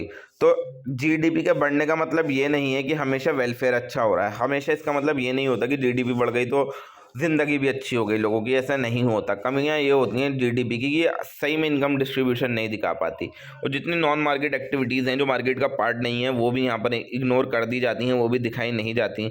और ये किसी भी देश के लोगों की खुशियों को नहीं नाप सकती, ये हैप्पीनेस को नहीं नाप सकती। और क्वालिटी ऑफ लाइफ कैसी है कि वहाँ के लोग ज़िंदगी कैसे जी रहे हैं उस चीज़ को भी इग्नोर करती है हमारी जीडीपी, और ओवरलुक कर देती है इनफॉर्मल सेक्टर को। ठीक है ना, सिर्फ फॉर्मल सेक्टर से रिलेटेड बात करती है। अब इंपॉर्टेंस ये हो गई नेशनल इनकम अकाउंटिंग की कि ये प्लानिंग में मदद करती है, इकोनॉमी की हेल्थ दिखाती है कि हमारी इकोनॉमी कैसी है अभी, और फिजिकल पॉलिसीज़ बनाने में मदद करती है। और इंटरनेशनल अगर हम कंपेयर करना चाहें अपने देश को दूसरे देश से तो हमारी नेशनल इनकम उसके अंदर काम आती है। अब आता है हमारा नेक्स्ट टॉपिक अनएम्प्लॉयमेंट। अनएम्प्लॉयमेंट का मतलब वो सिचुएशन होती है जहाँ पर एक इंसान काम करना चाह रहा है और वो काम करने के काबिल भी है। ठीक है, एक इंसान ग्रेजुएट है, काम करना चाह रहा है, काम करने के काबिल भी है, काम ढूंढ रहा है, बट उसको काम नहीं मिल रहा। ठीक है ना, और जो मतलब only those people who are part of the labour force are counted as unemployed. ठीक है, अब अलग अलग टाइप की आपकी अनएम्प्लॉयमेंट होती है। एक हो गई आपकी ओपन एम्प्लॉयमेंट की। ओपन अनएम्प्लॉयमेंट उसको बोला जाता है कि जब लोग काम करने के लिए रेडी होते हैं बट उनको जॉब नहीं मिलती। ये किसी भी डेवलपिंग कंट्री के अंदर बहुत ज़्यादा कॉमन हो सकती है कि पढ़े लिखे लोग हैं, जॉब्स ढूंढ रहे हैं बट काम नहीं है तो नहीं कर पा रहे कुछ भी काम। दूसरी हो गई सीजनल अनएम्प्लॉयमेंट, जो कि उन जो किसी किसी सीज़न के अंदर अगर आप बेरोज़गार हो जाते हो तो आपको सीजनल अनएम्प्लॉयड बोला जाता है। जैसे एग्रीकल्चर के अंदर होता है, टूरिज़्म के अंदर होता है। तो जो फार्म वर्कर्स होते हैं वो ऑफ सीज़न के अंदर कुछ काम नहीं करते, वो ऑफ सीज़न के अंदर घर बैठे रहते हैं, अनएम्प्लॉयड रहते हैं, तो उसको सीजनल अनएम्प्लॉयमेंट बोलते हैं। फिर उसके बाद आती है हमारी डिस्कस्ड अनएम्प्लॉयमेंट, यानी कि जितनी ज़रूरत है हमारी कंपनी के अंदर उससे ज़्यादा ही हमने काम पर लोगों को लगा रखा है, तो उसको डिस्गाइज एम्प्लॉयमेंट कहलाए जाएंगे। यानी कुछ कुछ लोग ऐसे हैं जिनकी प्रोडक्टिविटी बिल्कुल ज़ीरो है, वो बेवजह ही लगे हुए हैं। यानी कि एक फार्म के ऊपर 5 लोगों की ज़रूरत थी, मतलब 5 लोग लगे हुए हैं जबकि ज़रूरत 3 की ही थी। ठीक है ना, और ये ज़्यादातर एग्रीकल्चर और इनफॉर्मल सेक्टर के अंदर नॉर्मल होता है डिस्गाइज अनएम्प्लॉयमेंट। उसके बाद आता है स्ट्रक्चरल अनएम्प्लॉयमेंट। स्ट्रक्चरल अनएम्प्लॉयमेंट जब होता है जब किसी भी इकोनॉमी का स्ट्रक्चर बदलने लग जाता है। ठीक है ना, कि जो जो नई जॉब आ रही हैं आज के टाइम में और लोगों के पास वो स्किल्स नहीं है, तो उस टाइम पर जो बेरोजगारी बढ़ती है वो उसको स्ट्रक्चरल अनएम्प्लॉयमेंट कहलाया जाता है। ठीक है ना, कि ऑटोमेशन का ज़माना आ गया और जो हाथ से काम करने वाले कारीगर थे, मैनुअल वर्कर्स थे, उन्होंने उनकी जॉब जाने लगी क्योंकि ये सारी चीज़ें ऑटोमेटिक होने लगी आज के टाइम में। फ्रिक्शनल अनएम्प्लॉयमेंट वो होती है कि जब इंसान जॉब बदलना चाह रहा है और उसके बीच में जो वो बेरोज़गार है, तो उस टाइम को हम टेम्पररी अनएम्प्लॉयमेंट कहेंगे। ये डेवलप्ड इकोनॉमिक्स के अंदर भी होती है, यानी कि एक इंसान ने एक जॉब छोड़ी फिर दूसरी जॉब ढूंढ रहा है, तो उसके बीच में वो जितनी भी टाइम बेरोज़गार रहा उसको फ्रिक्शनल अनएम्प्लॉयमेंट कहलाया जाएगा। साइक्लिक अनएम्प्लॉयमेंट तब आता है जब इकोनॉमिक रिसेशन होता है किसी भी देश के अंदर, यानी कि जब गुड्स की डिमांड गिर जाती है और प्रोडक्शन भी गिर जाता है किसी भी देश का, कि इकोनॉमिक स्लो डाउन हो गया जिसकी वजह से लोगों को जॉब से निकाल दिया गया। इसको साइक्लिकल अनएम्प्लॉयमेंट बोला जाता है। अब रीज़न ये होता है अनएम्प्लॉयमेंट के, बेरोजगारी के, कि देश की पॉपुलेशन बढ़ती जा रही है, काम नहीं है, इकोनॉमी अच्छे से ग्रो नहीं हो रही, इंडस्ट्रियलाइजेशन नहीं है देश के अंदर, टेक्नोलॉजी बदलती जा रही है, और जो एजुकेशन की, जो पढ़ाई की, जो स्किल्स की ज़रूरत है वो लोगों को नहीं प्रोवाइड की जा रही है। और रूरल अर्बन माइग्रेशन बहुत हो रहा है कि मतलब लोग जो है गांव छोड़ कर देशों में आ रहे हैं, शहरों में आ रहे हैं, जिसकी वजह से बेरोजगारी बढ़ रही है। अब इफेक्ट्स ये होते हैं अनएम्प्लॉयमेंट के कि पहला होगा इकोनॉमिक इफेक्ट कि नेशनल इनकम का नुकसान होता है, गरीबी बढ़ती है देश के अंदर और ह्यूमन रिसोर्स की वेस्टेज होती है। सोशल इफेक्ट ये होते हैं कि क्राइम बढ़ेगा, जब लोगों के पास काम नहीं होगा तो लोग लूटेंगे, चोरी करेंगे, यही करेंगे, लोगों में स्ट्रेस बढ़ेगा, सुसाइड रेट्स बढ़ेंगे, सोशल अनरेस्ट आ जाएगा पूरी इकोनॉमी के अंदर। अब मेजर्स क्या क्या होते हैं अनएम्प्लॉयमेंट को कम करने के लिए? सबसे पहले तो जितने भी मीडियम स्मॉल एंटरप्राइजेज वगैरह हैं उनका प्रमोशन किया जाए, स्किल डेवलपमेंट के प्रोग्राम चलाया जाए, सर्विस सेक्टर्स की ग्रोथ की जाए और गवर्नमेंट द्वारा एम्प्लॉयमेंट की स्कीम निकाली जानी चाहिए और सेल्फ एम्प्लॉयमेंट को बहुत ज़्यादा इनकरेज किया जाए। अब नेक्स्ट आता है इन्फ्लेशन। इन्फ्लेशन एक ऐसी सिचुएशन होती है जहाँ पर जो जनरल प्राइस लेवल है उनके अंदर रेगुलरली पैसे वो बढ़ते रहते हैं, ठीक है ना। जो भी गुड्स और सर्विसेज के जनरल प्राइस लेवल है वो टाइम टू टाइम बढ़ते रहते हैं। यानी कि ऐसा नहीं है कि सिर्फ एक गुड्स के प्राइसेस बढ़ गए, बट ओवरऑल सारी ही चीज़ों के प्राइसेस बढ़ गए, उसको इन्फ्लेशन बोलेंगे, महंगाई बोलेंगे जिसको हम बोलते हैं। अब अलग अलग टाइप की इन्फ्लेशन क्या होती हैं? सबसे पहले आती है हमारी डिमांड पुल इन्फ्लेशन। ये जो की जाती है एक्सेस डिमांड की वजह से की जाती है कि सप्लाई से ज़्यादा डिमांड है, तो उसको डिमांड पुल इन्फ्लेशन कहते हैं हम। इसकी वजह से क्या होता है, रीज़न क्या क्या होते हैं कि लोगों की इनकम बहुत बढ़ गई, या फिर गवर्नमेंट ने खर्चा करना बहुत स्टार्ट कर दिया, या फिर मनी सप्लाई बढ़ गई, तो उसकी वजह से डिमांड पुल इन्फ्लेशन आ जाती है। और एक आती है कॉस्ट पुश इन्फ्लेशन। ये जब होती है जब कॉस्ट ऑफ प्रोडक्शन बढ़ जाते हैं। रीज़न इसका ये होता है कि लोगों की वेजेस बढ़ गई, दिहाड़ी बढ़ गई, रॉ मटेरियल के प्राइसेस बढ़ गए या फिर टैक्सेस बढ़ गए, जिस वजह से महंगाई हो गई, तो कॉस्ट पुश इन्फ्लेशन इसको बोलते हैं हम। एक होता है हमारा बिल्ट इन इन्फ्लेशन। ये वेज प्राइस स्पाइरल की वजह से होता है, यानी कि वर्कर्स जो होते हैं वो ये बोलते हैं कि हमें भी वेजेस ज़्यादा दो, ठीक है, क्योंकि पास्ट के अंदर इन्फ्लेशन हुई है, तो हमें भी वेजेस, हमें भी दिहाड़ी ज़्यादा चाहिए। अब अलग अलग टाइप के आपकी इन्फ्लेशन होती है स्पीड के ऊपर, कि एक होती है क्रीपिंग इन्फ्लेशन। क्रीपिंग इन्फ्लेशन होती है जो थोड़ा थोड़ा माइल्ड वे के अंदर महंगाई बढ़ती है, उसको क्रीपिंग इन्फ्लेशन बोलते हैं। एक होती है वॉकिंग इन्फ्लेशन, ये मॉडरेट होती है कि मॉडरेट लेवल से महंगाई बढ़ रही है। एक रनिंग इन्फ्लेशन होती है कि बहुत जल्दी महंगाई बढ़ गई। और एक सिचुएशन आती है सबसे ज़्यादा हाइपर इन्फ्लेशन की, जब चीज़ों के प्राइसेस बहुत ही ज़्यादा बढ़ जाते हैं, तो उसको हम बोलते हैं हाइपर इन्फ्लेशन। अब महंगाई की वजह क्या है, कॉजेस क्या क्या हैं? सबसे पहले तो मनी सप्लाई बढ़ गई, तो उसकी वजह से महंगाई बढ़ गई। पब्लिक के खर्चे बढ़ गए, महंगाई बढ़ गई। प्रोडक्शन की कॉस्ट बढ़ गई, महंगाई बढ़ गई। होर्डिंग हुआ, स्पेकुलेशन हुआ, महंगाई बढ़ गई। सप्लाई शॉर्टेज हो गई, महंगाई बढ़ गई। तो इफेक्ट, अब इन्फ्लेशन के इफेक्ट क्या क्या पड़ते हैं लोगों के ऊपर? तो सबसे पहले कंज्यूमर्स के ऊपर क्या इफेक्ट पड़ता है? उनकी परचेजिंग पावर कम हो जाती है। जहाँ वो 5 रुपए की एक चॉकलेट खरीद पा रहा था, वो 5 रुपए में एक भी नहीं खरीद पा रहा है, 10 रुपए की उनको एक चॉकलेट खरीदनी पड़ेगी, ठीक है। और जिनकी फिक्स्ड इनकम थी, जो सिर्फ कमा ही 5 रुपए रहे थे, अब उनको तो दिक्कत हो गई ना, अब वो खरीद ही नहीं सकते। प्रोड्यूसर पर ये इफेक्ट होता है कि प्रॉफिट बढ़ सकता है। अब जहाँ पर वो 5 रुपए कमा रहा था, अब 10 रुपए की बेचकर वो 5 रुपए और कमाएगा, ठीक है ना। और इससे वो प्रोडक्शन भी और बढ़ाएगा माइल्ड इन्फ्लेशन के अंदर, कि जहाँ पर मैं अब 10 चीज़ें बनाता था, अब मैं 100 चीज़ें बनाऊंगा ताकि मेरी कमाई ज़्यादा हो। इकोनॉमी के ऊपर इफेक्ट ये पड़ेगा कि सेविंग कम हो जाएगी, इनकम इनक्वालिटी बढ़ जाएगी और इकोनॉमिक स्टेबिलिटी बहुत ज़्यादा डिस्टर्ब हो जाएगी। अब मेजर्स क्या क्या होते हैं इन्फ्लेशन को कंट्रोल करने के लिए? सबसे पहले आ गए मॉनेटरी मेजर, कि मनी सप्लाई को कंट्रोल करा जाए, इंटरेस्ट रेट को बढ़ा दिया जाए और क्रेडिट कंट्रोल किया जाए सेंट्रल बैंक द्वारा। ये कहे जाते हैं हमारे मॉनेटरी मेजर्स। दूसरा आ गया फिस्कल मेजर, की गवर्नमेंट के खर्चे को कम कर दिया जाए, टैक्सेस को बढ़ा दिया जाए, बजट को कंट्रोल किया जाए, बजटरी कंट्रोल लाया जाए, वो फिस्कल मेजर्स कहलाए जाते हैं। उसके अलावा दूसरे मेजर्स भी होते हैं कि प्रोडक्शन को बढ़ा दिया जाए और एसेंशियल गुड्स जो हैं उनके इम्पोर्ट को बढ़ा दिया जाए, कंट्रोल किया जाए होर्डिंग को। तो ये सारी चीज़ें दूसरे मेजर्स होती हैं। तो रिलेशनशिप क्या होती है महंगाई और अनएम्प्लॉयमेंट के बीच में? ये शॉर्ट रन इन्वर्स रिलेशनशिप्स होती है, जो फ्लिप कर्व द्वारा दिखाई गई है, कि जितनी ज़्यादा महंगाई होगी उतनी कम बेरोजगारी होगी शॉर्ट रन के अंदर, और लॉन्ग रन के अंदर कोई स्टेबल ट्रेड ऑफ नहीं होता। अब नेक्स्ट आता है एग्रीगेट डिमांड। एग्रीगेट डिमांड का मतलब होता है टोटल डिमांड्स क्या है, सारे गुड्स और सर्विसेज की किसी भी इकोनॉमी के अंदर at a given price level and time. Total demand क्या कहलाई जाती है? एग्रीगेट डिमांड कहलाई जाती है। ये हमें ये बताता है कि पूरी इकोनॉमी जो है वो कितना किसी चीज़ को खरीदना चाहती है, ठीक है, वो उस चीज़ की एग्रीगेट डिमांड कहलाई जाती है। अब कंपोनेंट यही होते हैं एग्रीगेट डिमांड के, सी आई जी एक्स माइनस एम। ये हमने पीछे देखा था। सी का मतलब होता है कंजम्पशन डिमांड, ठीक है ना, जो हाउस होल्ड खर्चा करते हैं खाना खरीदने में, कपड़े खरीदने में, सर्विसेज लेने में, तो जो हाउस होल्ड खर्चा कर रहा है उसको कंजम्पशन डिमांड बोला जाएगा। आई बोला जाएगा इन्वेस्टमेंट डिमांड की, कैपिटल गुड्स के ऊपर कितना खर्चा किया गया, मशीन्स लाने में, बिल्डिंग बनाने में आपने कितना खर्चा किया गया, वो इन्वेस्टमेंट डिमांड कहलाई जाएगी। जी होती है आपका गवर्नमेंट एक्सपेंडिचर की, सरकार ने कितना खर्चा करा, रोड्स बनाने में, डिफेंस सिस्टम बनाने में, पढ़ाई लिखाई में सरकार ने कितना खर्चा करा, वो गवर्नमेंट एक्सपेंडिचर कहलाया जाता है। एक्स माइनस एम यानी कि एक्सपोर्ट माइनस इंपोर्ट होता है आपके नेट एक्सपोर्ट, ठीक है। ये कैसे निकाले जाते हैं, एक्सपोर्ट माइनस इंपोर्ट करके नेट एक्सपोर्ट निकाले जाते हैं। अब उसके बाद आता है एग्रीगेट डिमांड कर्व। ये प्राइस लेवल कितना है और टोटल क्वांटिटी की डिमांड कितनी की जा रही है उसको दिखाता है हमारा एग्रीगेट डिमांड कर्व। ये हमेशा left to right downward situation में होता है, ठीक है। एग्रीगेट डिमांड का रीज़न यही है डाउनवर्ड स्लोपिंग होने के एडी कर्व के, कि इंटरेस्ट रेट इफेक्ट होता है, इंटरेस्ट रेट इफेक्ट की वजह से होता है, ठीक है, कि जितने कम प्राइसेस होंगे उतना कम इंटरेस्ट रेट होगा, उतनी ही ज़्यादा इन्वेस्टमेंट होगी। दूसरा होता है हमारा वेल्थ इफेक्ट, कि प्राइसेस के कम होने की वजह से पैसे की रियल वैल्यू बढ़ जाती है, जिसकी वजह से लोग खर्चा ज़्यादा करने लग जाते हैं। फॉरेन ट्रेड का भी इफेक्ट होता है कि डोमेस्टिक प्राइसेस अगर कम है, देश के अंदर प्राइसेस अगर हमारे कम हैं तो एक्सपोर्ट बढ़ेगा हमारे देश का।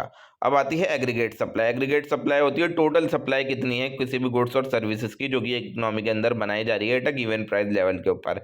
यानी इसके अंदर ये दिखाया जाता है कि पूरी इकोनॉमी के अंदर किसी चीज़ को कितना प्रोड्यूस किया जा रहा है, ठीक है।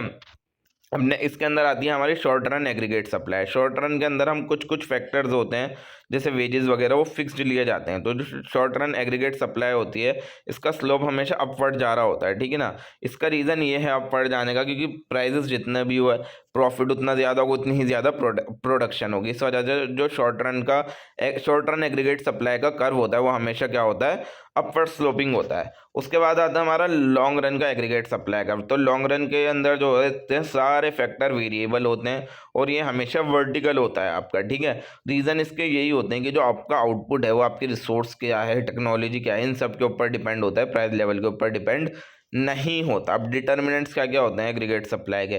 डिटर्मिनेंट्स का मतलब होता है कि टेक्नोलॉजी कितनी अवेलेबल है, रिसोर्सेज आपके पास कितने अवेलेबल हैं, कॉस्ट ऑफ प्रोडक्शन आपकी कितनी आ रही है, गवर्नमेंट की पॉलिसीज़ क्या क्या हैं, नेचुरल फैक्टर्स क्या क्या हैं, इन सारी चीज़ों के ऊपर हमारे देश की सप्लाई डिपेंड करती है, ठीक है।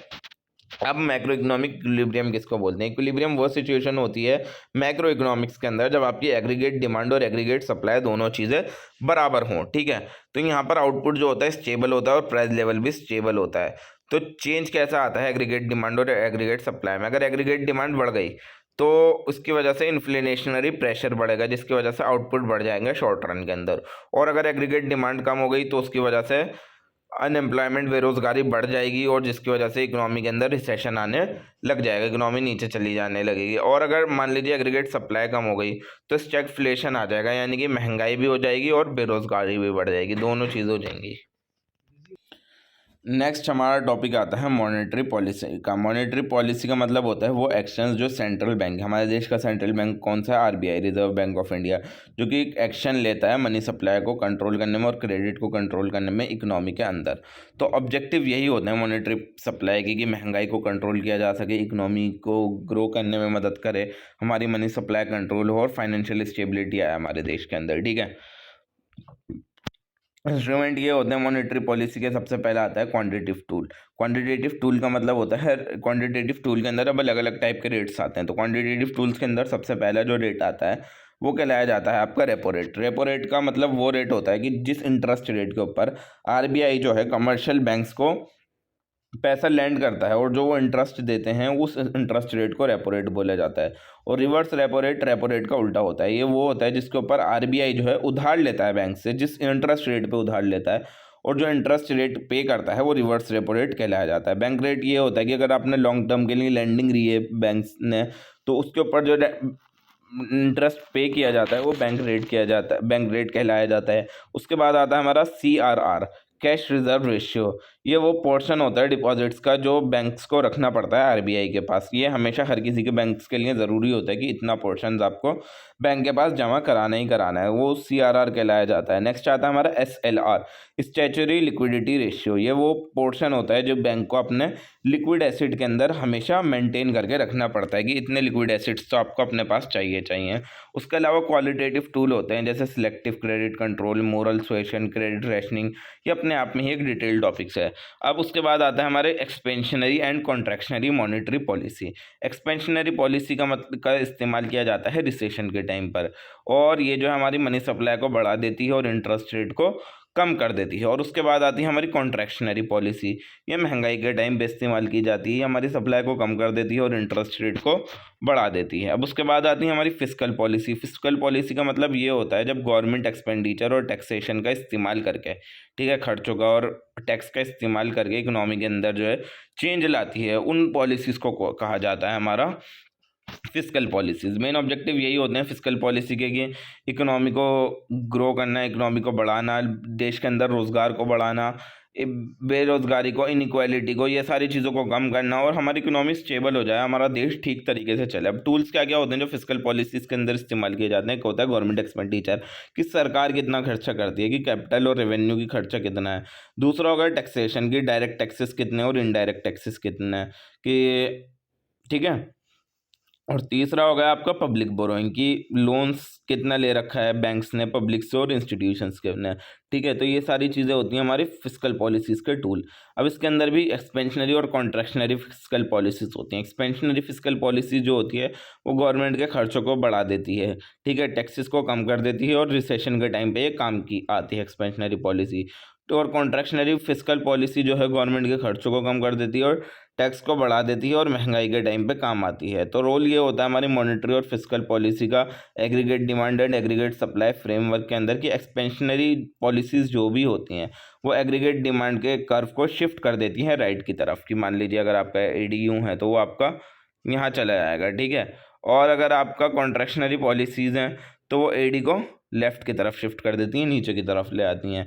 इनका जो इस्तेमाल किया जाता है वो इस वजह से किया जाता है कि फुल एम्प्लॉयमेंट और प्राइस स्टेबिलिटी आ जाए हमारे देश के अंदर, तो इस वजह से इसका इस्तेमाल किया जाता है। कमियाँ इसकी यही होती हैं मॉनेटरी और फिस्कल पॉलिसीज़ की, कि टाइम लैग होता है, कम इफेक्टिव होता है लिक्विडिटी ट्रैप में, फिस्कल पॉलिसीज़ की कमी होती है, पॉलिटिकल इंटरफेरेंस होता है, बजट कॉन्स्टेंट होते हैं। So that is all for today guys. Video पसंद आई हो तो वीडियो को लाइक करें, चैनल को सब्सक्राइब करें और बने रहें आइडिया इन्फ्यूजन के साथ। हम मिलते हैं नेक्स्ट वीडियो में नेक्स्ट यूनिट के साथ, और जिसको भी नोट्स परचेज करने हैं for the ₹150 only, description box and I button दोनों जगह आपको टेलीग्राम का लिंक मिल जाएगा, आप जाकर इस सब्जेक्ट के नोट्स परचेज कर सकते हैं। Thank you so much for watching. मिलते हैं नेक्स्ट वीडियो में नेक्स्ट यूनिट के साथ, तब तक के hello everyone, how are you all, welcome to idea infusion by Triumph academy. आज हम कर रहे हैं आपका एसेंशियल ऑफ इकोनॉमिक्स का लास्ट यूनिट नंबर 3। तो करते हैं आज की वीडियो को स्टार्ट, बिना किसी देरी के, और जिसको भी नोट्स परचेज करने हैं for the ₹150 only, description box and I button दोनों जगह आपको टेलीग्राम का लिंक मिल जाएगा, आप जाकर नोट्स परचेज कर सकते हैं। तो करते हैं आज की वीडियो को स्टार्ट बिना किसी देरी के। और इसके अलावा भी अगर आपको किसी और सब्जेक्ट के नोट्स चाहिए तो हमारे चैनल पर मोस्टली सारे ही नोट्स अवेलेबल हैं, तो आप कोई से भी नोट्स चाहें तो परचेज कर सकते हैं। अब नेक्स्ट आते हैं हमारी इंटरनेशनल इकोनॉमिक्स। इंटरनेशनल इकोनॉमिक्स जो होती है उसमें स्टडी की जाती है कि किस तरीके से जो है कंट्रीज़ के बीच में गुड्स और सर्विसेज का बिजनेस होता है, और करेंसीज एक्सचेंज होती हैं, और बॉर्डर के अक्रॉस जो है कैसे रिसोर्सेज शेयर किए जाते हैं। यहाँ पर ये चीज़ एक्सप्लेन की जाती है कि कंट्रीज़ जो हैं ट्रेड क्यों करती हैं और उनको ट्रेड से फ़ायदा किस तरीके से मिलता है। तो ट्रेड का मतलब ये होता है जब कोई भी गुड्स और सर्विसेज खरीदी या बेची जाती है तो उसको ट्रेड बोला जाता है। अलग अलग टाइप के आपके ट्रेड होते हैं, एक हो गई आपकी डोमेस्टिक ट्रेड जो आपके देश के अंदर ही अंदर की जाए, और दूसरी हो गई आपकी इंटरनेशनल ट्रेड जो दो कंट्रीज़ के बीच में की जाए। तो इंटरनेशनल जो ट्रेड होती है वहाँ पर जो है चीज़ें ज़्यादा कंज्यूम की जाती हैं, क्योंकि आप जो बना रहे हो वो आपकी जो है बाहर भी बिक रही हैं। तो concept of advantage in trade क्या है? तो ये कंपैरेटिव एडवांटेज समझने से पहले हमें एब्सोल्यूट एडवांटेज समझने की बहुत ज़्यादा ज़रूरत है। तो एब्सोल्यूट एडवांटेज का जो टॉपिक लाया गया था वो एडम स्मिथ द्वारा लाया गया था, ठीक है ना। इन्होंने बोला था एक कंट्री के अंदर एब्सोल्यूट एडवांटेज तभी होता है अगर वो गुड्स प्रोड्यूस कर सकती है अगर वो बहुत कम रिसोर्सेज हैं उसके बाद भी वो गुड्स प्रोड्यूस कर रही है और किसी भी दूसरी कंट्री से कम खर्चे के अंदर कोई भी गुड्स प्रोड्यूस कर रही है, तो उस कंपनी के पास क्या है, एब्सोल्यूट एडवांटेज है। एग्जांपल सिंपल तरीके से समझे, कंट्री ए है, कंट्री बी है, ठीक है ना, जो कि दोनों ही वीट और क्लॉथ प्रोड्यूस करती हैं, ठीक है। और कंट्री ए जो है वो अच्छे तरीके से वीट ज़्यादा प्रोड्यूस कर रही है और कंट्री बी जो है कपड़े अच्छे से प्रोड्यूस कर रही है। तो हर किसी के पास जो है एक एब्सोल्यूट एडवांटेज है एक गुड के अंदर। कंट्री ए के पास वीट में एब्सोल्यूट एडवांटेज है और कंट्री बी के पास क्लॉथ में एब्सोल्यूट एडवांटेज है। कमियां यही होती हैं कि ये जो है ट्रेड को एक्सप्लेन नहीं करती, कि एक कंट्री जो है बस ये बता देती है कि ये बेहतर है सारे गुड्स को बनाने में, ठीक है। तो ये जो प्रॉब्लम जो दूर की गई थी, ये प्रॉब्लम दूर गई थी कंपैरेटिव एडवांटेज द्वारा। कंपैरेटिव एडवांटेज का जो टॉपिक आया था वो लेकर आए थे डेविड रिकार्डो जी। तो कंपैरेटिव एडवांटेज का मीनिंग ये है कि एक कंट्री के अंदर कंपैरेटिव एडवांटेज तब होता है किसी भी गुड के अंदर अगर वो प्रोड्यूस कर सकती है गुड्स को एक लोअर अपॉर्चुनिटी कॉस्ट पर दूसरी कंट्री से ज़्यादा, ठीक है ना। यहाँ पर एक ये बेस्ड होता है आपका रिलेटिव एफिशिएंसी पर, ये एब्सोल्यूट एफिशिएंसी पर आपका बेस्ड नहीं होता। अपॉर्चुनिटी कॉस्ट या फिर रिमाइंडर जो होती है वो वैल्यू होती है जो भी आपका नेक्स्ट बेस्ट अल्टरनेटिव है जो कि आपने छोड़ दिया। तो जो ट्रेड आपकी डिपेंड होती है वो कंपैरेटिव कॉस्ट पर डिपेंड होती है, एब्सोल्यूट कॉस्ट पर डिपेंड नहीं होती। तो थ्योरी ऑफ कंपैरेटिव एडवांटेज आती है, यानी ये बोलती है अगर एक कंट्री जो है लेस एफिशिएंट है सारे गुड्स को प्रोड्यूस करने में, फिर भी उसको जो है ट्रेड से फ़ायदा हो सकता है। क्यों? क्योंकि वो स्पेशलाइजिंग कर सकती है किसी भी गुड के अंदर लोअर अपॉर्चुनिटी के साथ, और वो इंपोर्ट कर सकती है गुड्स को हायर अपॉर्चुनिटी कॉस्ट पर। तो अजम्पशन जो ली जाती है इस थ्योरी के अंदर वो ये ली जाती है कि दो कंट्रीज हैं और दो गुड्स हैं और लेबर जो है सिर्फ ओनली फैक्टर ऑफ प्रोडक्शन है, चारों चीज़ों को नहीं लिया जाता है। लैंड, कैपिटल और एंटरप्रेन्योरशिप को इग्नोर किया जाता है, बस लेबर को ही लिया जाता है और ये सोचा जाता है कि पूरी एम्प्लॉयमेंट है, यहाँ कोई ट्रांसपोर्टेशन कॉस्ट नहीं है और परफेक्ट कंपटीशन है आपका। तो न्यूमेरिकल एग्जांपल समझते हैं हम कंपैरेटिव एडवांटेज का। दो कंट्री ले लेते हैं, एक इंडिया और एक यूएसए। दोनों बना रही हैं वीट और क्लॉथ। इंडिया बना रही है वीट 10 यूनिट और क्लॉथ 20 यूनिट। यूएसए बना रही है वीट 20 यूनिट और क्लॉथ 10 यूनिट।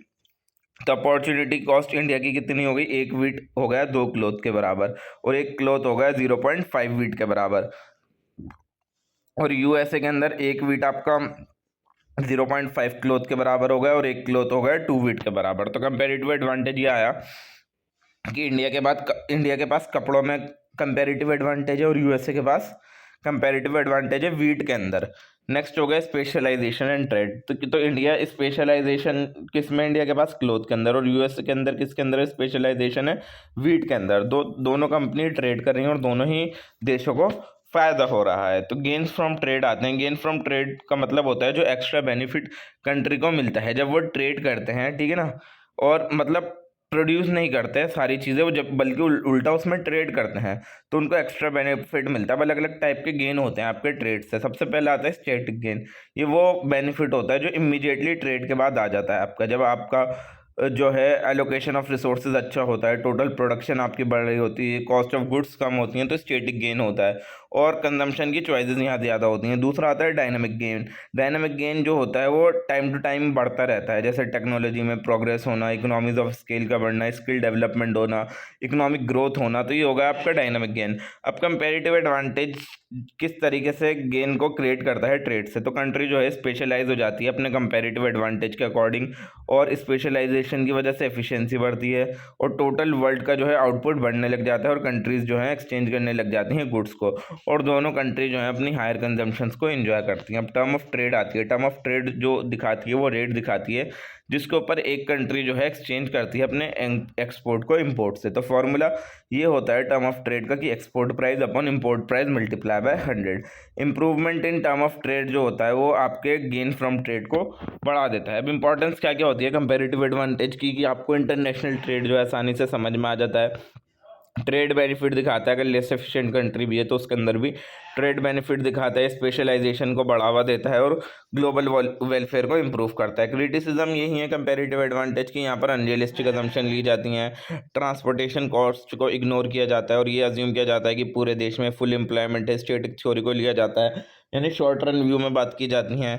तो क्रिटिसिज्म होने के बाद भी ये आज के टाइम में भी ट्रेड थ्योरी की बेसिक फाउंडेशन मानी जाती है। अब नेक्स्ट आती है हमारी ओपन इकोनॉमी। ओपन इकोनॉमी वो इकोनॉमी होती है जो ट्रेड करती है गुड्स और सर्विसेज को दूसरे कंट्रीज के साथ और फाइनेंशियल ट्रांजैक्शन करती है पूरी दुनिया भर के साथ। तो एक ओपन इकोनॉमी जो है इंपोर्ट और एक्सपोर्ट करती है और अलाउ करती है कैपिटल फ्लो को बॉर्डर के अक्रॉस। एग्जाम्पल क्या हो गया, इंडिया, यूएसए, यूके, ये ज़्यादातर मॉडर्न इकोनॉमी है जो आज के टाइम में ही है। अब नेक्स्ट आ गई आपकी क्लोज और ओपन इकोनॉमी के अंदर फ़र्क क्या होता है। क्लोज इकोनॉमी के अंदर कोई फॉरेन ट्रेड नहीं होती, ओपन इकोनॉमी में फॉरेन ट्रेड होती है। क्लोज इकोनॉमी में कोई कैपिटल फ्लो नहीं होता, ओपन इकोनॉमी में कैपिटल फ्लो होता है। क्लोज इकोनॉमी में कोई एक्सचेंज रेट नहीं होता, ओपन इकोनॉमी में आपका एक्सचेंज रेट होता है। इंपॉर्टेंस यही होती है ओपन इकोनॉमी की, यहाँ से जो है कंज्यूमर की चॉइसेस बढ़ जाती हैं, स्पेशलाइजेशन को बढ़ावा मिलता है, इकोनॉमिक ग्रो होती है, फॉरेन इन्वेस्टमेंट देश के अंदर आती है और टेक्नोलॉजी ट्रांसफ़र की जाती है। कंपोनेंट क्या क्या होते हैं ओपन इकोनॉमी के, तो ओपन इकोनॉमी के अंदर जो है 3 मेन लिंक होते हैं पूरी दुनिया भर के साथ। सबसे पहले तो ये ट्रेड करते हैं गुड्स एंड सर्विसेज में, कैपिटल फ्लो आता है और फॉरेन एक्सचेंज मार्केट आती है, ये 3 चीज़ें आती हैं। ठीक है, नेशनल इनकम कैसे निकालते हैं हम ओपन इकोनॉमी के अंदर, तो ओपन इकोनॉमी के अंदर जो है नेशनल इनकम जो निकाली जाती है वो इस फॉर्मूले से निकाली जाती है, Y is equal to C plus I plus G plus X minus M. Y हो गई आपकी नेशनल इनकम, सी हो गई आपकी कंजम्पशन, आई हो गई आपकी इन्वेस्टमेंट, जी हो गया आपका गवर्नमेंट एक्सपेंडिचर, एक्स हो गया एक्सपोर्ट, एम हो गया इम्पोर्ट। एक्सपोर्ट और इम्पोर्ट्स के बारे में समझते हैं। एक्सपोर्ट का मतलब ये होता है जो गुड्स और सर्विसेज आपने दूसरी कंट्रीज़ को बेचा, ठीक है ना, उसकी वजह से आपकी डोमेस्टिक इकोनॉमी के अंदर आपकी इनकम जनरेट हुई। और इंपोर्ट का मतलब ये होता है जो गुड्स और सर्विसेज आपने दूसरी कंट्री से खरीदा और आपने लीकेज कर दी इनकम फ्लो के अंदर, यानी हमारे देश से बाहर दूसरे देश में पैसा बेचा। तो नेट एक्सपोर्ट ये कैसे निकाले जाते हैं, जब हम एक्सपोर्ट में से इंपोर्ट माइनस कर दें तो नेट एक्सपोर्ट निकाले जाते हैं। पॉजिटिव अगर आपका नेट एक्सपोर्ट आ रहा है तो आप ट्रेड सरप्लस में हो, अगर नेगेटिव में आ रहा है आपका नेट एक्सपोर्ट तो आप ट्रेड डेफिसिट में हो। अब नेक्स्ट आता है आपका फॉरेन ट्रेड मल्टीप्लायर। तो फॉरेन ट्रेड मल्टीप्लायर जो होता है वो शो करता है कि किस तरीके से एक्सपोर्ट के अंदर चेंज होने में इतना बड़ा चेंज आया पूरी नेशनल इनकम के अंदर, कि एक्सपोर्ट बढ़े तो लोगों की इनकम बढ़ी, कंजम्पशन बढ़ी, जिसकी वजह से इनकम वो फर्दर इनकम बढ़ गई लोगों की। नेक्स्ट आता है हमारा balance of payment. Balance of payment एक सिस्टमेटिक रिकॉर्ड होता है जितनी भी इकोनॉमिक ट्रांजैक्शंस होती हैं रेजिडेंट के बीच में और जो हमारी कंट्री का रेजिडेंट है और पूरी दुनिया भर के लोगों के बीच में जो जितनी भी इकोनॉमिक ट्रांजैक्शन होती है एक गिवन पीरियड टाइम के अंदर, उसको बैलेंस ऑफ पेमेंट के अंदर इंक्लूड किया जाता है। तो कंपोनेंट ये होते हैं बैलेंस ऑफ पेमेंट के। एक होता है आपका करंट अकाउंट, यहाँ पर आपका जो ट्रेड्स होता है गुड्स के अंदर, एक्सपोर्ट और इम्पोर्ट ट्रेड्स जो होता है सर्विस के अंदर, इनकम के अंदर कितनी रिसीप्ट हो रही है, पेमेंट कितनी हो रही है, करंट ट्रांसफर कितने, वो सारी करंट अकाउंट के अंदर आएंगी। दूसरी चीज़ में आती है आपकी कैपिटल अकाउंट। यहाँ पर जितनी भी आपकी फॉरेन डायरेक्ट इन्वेस्टमेंट है, पोर्टफोलियो इन्वेस्टमेंट है, लोन्स एंड बोरोइंग्स हैं, वो सारी चीज़ें कैपिटल अकाउंट का पार्ट होगी। थर्ड होता है आपका ऑफिशियल रिजर्व ट्रांजैक्शन, यानी फॉरेन एक्सचेंज रिजर्व के चेंजेस जितने भी होते हैं और ये पूरा सेंट्रल बैंक द्वारा मैनेज किया जाता है। तो बैलेंस ऑफ ट्रेड और बैलेंस ऑफ पेमेंट में क्या फ़र्क होता है, बैलेंस ऑफ ट्रेड जो होती है सिर्फ गुड्स की होती है और बैलेंस ऑफ पेमेंट के अंदर आपके गुड्स सर्विस कैपिटल तीनों चीज़ें आती हैं। बैलेंस ऑफ ट्रेड एक छोटा कॉन्सेप्ट है, बैलेंस ऑफ पेमेंट एक बड़ा कॉन्सेप्ट है। नेक्स्ट आता है आपका टॉपिक एक्सचेंज रेट का। एक्सचेंज रेट जो होता है वो प्राइस होता है एक करेंसी का दूसरी करेंसी के टर्म में, ठीक है। फॉर एग्जांपल एक $US जो है 83 रुपये का है, ठीक है, अभी जो है 91 हो चुका है, ठीक है। तो एक $US जैसे कि 91 रुपीज़ का है आज के टाइम में, तो वो आपका एक एक्सचेंज रेट है। अब अलग अलग टाइप के आपके एक्सचेंज रेट सिस्टम होते हैं। एक होता है फिक्स्ड एक्सचेंज रेट सिस्टम जो कि गवर्नमेंट ने फिक्स कर रखा है, फिर सेंट्रल बैंक द्वारा फिक्स्ड होता है और ये बहुत कम फ्लेक्सिबल होता है, चेंज नहीं हो सकता। दूसरा आता है हमारा फ्लेक्सिबल एक्सचेंज रेट। ये जो डिटरमाइन किया जाता है तो वो मार्केट फोर्सेस द्वारा कि ये डिमांड कितनी है चीज़ों की, सप्लाई कितनी है, उसके अकॉर्डिंगली जो है फ्लेक्सिबल एक्सचेंज रेट को डिटरमाइन किया जाता है और ये आज के टाइम में सबसे ज़्यादा कॉमन हो चुका है। नेक्स्ट आती है हमारी मैनेज फ्लोटिंग। ये मोस्टली फ्लेक्सिबल होती है बट सेंट्रल बैंक जो है कभी कभी इसके अंदर इंटरवीन कर देती हैं। तो इंडिया के अंदर जो है मैनेज फ्लोटिंग सिस्टम का इस्तेमाल किया जाता है। अब नेक्स्ट आता है डिमांड और सप्लाई फॉरेन एक्सचेंज के अंदर। तो डिमांड जो होती है फॉरेन एक्सचेंज की वो इस वजह से बढ़ती है क्योंकि इंपोर्ट बढ़ जाते हैं, फॉरेन ट्रैवल बढ़ जाता है और फॉरेन इन्वेस्टमेंट बढ़ जाती है आपकी, तो डिमांड बढ़ जाती है फॉरेन एक्सचेंज की। अब सप्लाई फॉरेन एक्सचेंज इस वजह से बढ़ती है क्योंकि आपके देश से दूसरे देश में एक्सपोर्ट होने लगता है, फॉरेन इन्वेस्टमेंट आपकी इनफ्लो होने लगती है और रेमिटेंस होने लगती है, बाहर वाले लोग यहाँ आने लगते हैं आपके, ठीक है। अब डिटरमाइन कैसे करते हैं एक्सचेंज रेट, तो एक्सचेंज जो डिटरमाइन किया जाता है वो डिमांड और सप्लाई कितनी है फॉरेन एक्सचेंज की उसके अकॉर्डिंगली किया जाता है कि डिमांड बढ़ गई तो करेंसी डेप्रिशिएट हो गई, सप्लाई बढ़ गई तो करेंसी अप्रिशिएट हो गई आपकी। अब एप्रिसिएशन और डेप्रिसिएशन क्या होता है? एप्रिसिएशन का मतलब ये होता है जब आपके डोमेस्टिक करेंसी की वैल्यू बढ़ रही है तो उसको एप्रिसिएशन बोलेंगे, और इम्पोर्ट सस्ता हो रहा है तो उसको एप्रिसिएशन बोलेंगे। डेप्रिसिएशन ये होती है जब आपकी डोमेस्टिक कंट्री की वैल्यू गिर रही है, जैसे रुपीज़ की वैल्यू गिर रही है तो डेप्रिसिएशन, रुपीज़ की वैल्यू बढ़ रही है तो एप्रिसिएशन। तो एक्सपोर्ट जो होता है सस्ता हो जाता है, तो इंडिया की जो है डेप्रिसिएशन ही चल रहा है काफ़ी टाइम से। Open economy macro economic problem, trade deficit हो गई है, कैपिटल फ्लाइट हो गई, एक्सचेंज रेट वॉलेटिलिटी हो गई, एक्सटर्नल शॉक्स हो गए। रोल ऑफ गवर्नमेंट ये होता है ओपन इकोनॉमी के अंदर कि ये जितने भी फॉरेन ट्रेड्स होती हैं उनको रेगुलेट करती हैं, कैपिटल फ्लो का कंट्रोल करती हैं और मैनेज करती हैं एक्सचेंज रेट को, और बीओपी की स्टेबिलिटी को मेंटेन करती हैं। नेक्स्ट आती है हमारी open economy and economic growth, यानी ये वो ट्रेड जो होती है इससे मार्केट बढ़ती है हमारी, ठीक है। कैपिटल इनफ्लो की वजह से इन्वेस्टमेंट बढ़ती है, टेक्नोलॉजी जो होती है हमारी प्रोडक्टिविटी को अच्छा करती है। So that is all for today guys. Video पसंद आई हो तो वीडियो को लाइक करें, चैनल को सब्सक्राइब करें और बने रहें आइडिया इन्फ्यूजन के साथ। हम मिलते हैं नेक्स्ट वीडियो में नेक्स्ट सब्जेक्ट के साथ, तो कमेंट करके ज़रूर बताएं अब आपको किस सब्जेक्ट पर वीडियो चाहिए। नेक्स्ट आपको उसी सब्जेक्ट पर वीडियो मिल जाएगी। तो इसके अलावा अगर आपको किसी भी सब्जेक्ट के नोट्स परचेज करने हैं तो मोस्टली हमारे पास सभी सब्जेक्ट के नोट्स अवेलेबल हैं फॉर द ₹150 ओनली। आप किसी के भी नोट्स परचेज कर सकते हैं। So thank you so much for watching. मिलते हैं नेक्स्ट वीडियो में नेक्स्ट सब्जेक्ट के साथ। कमेंट करके ज़रूर बताएँ। Thank you so much for watching.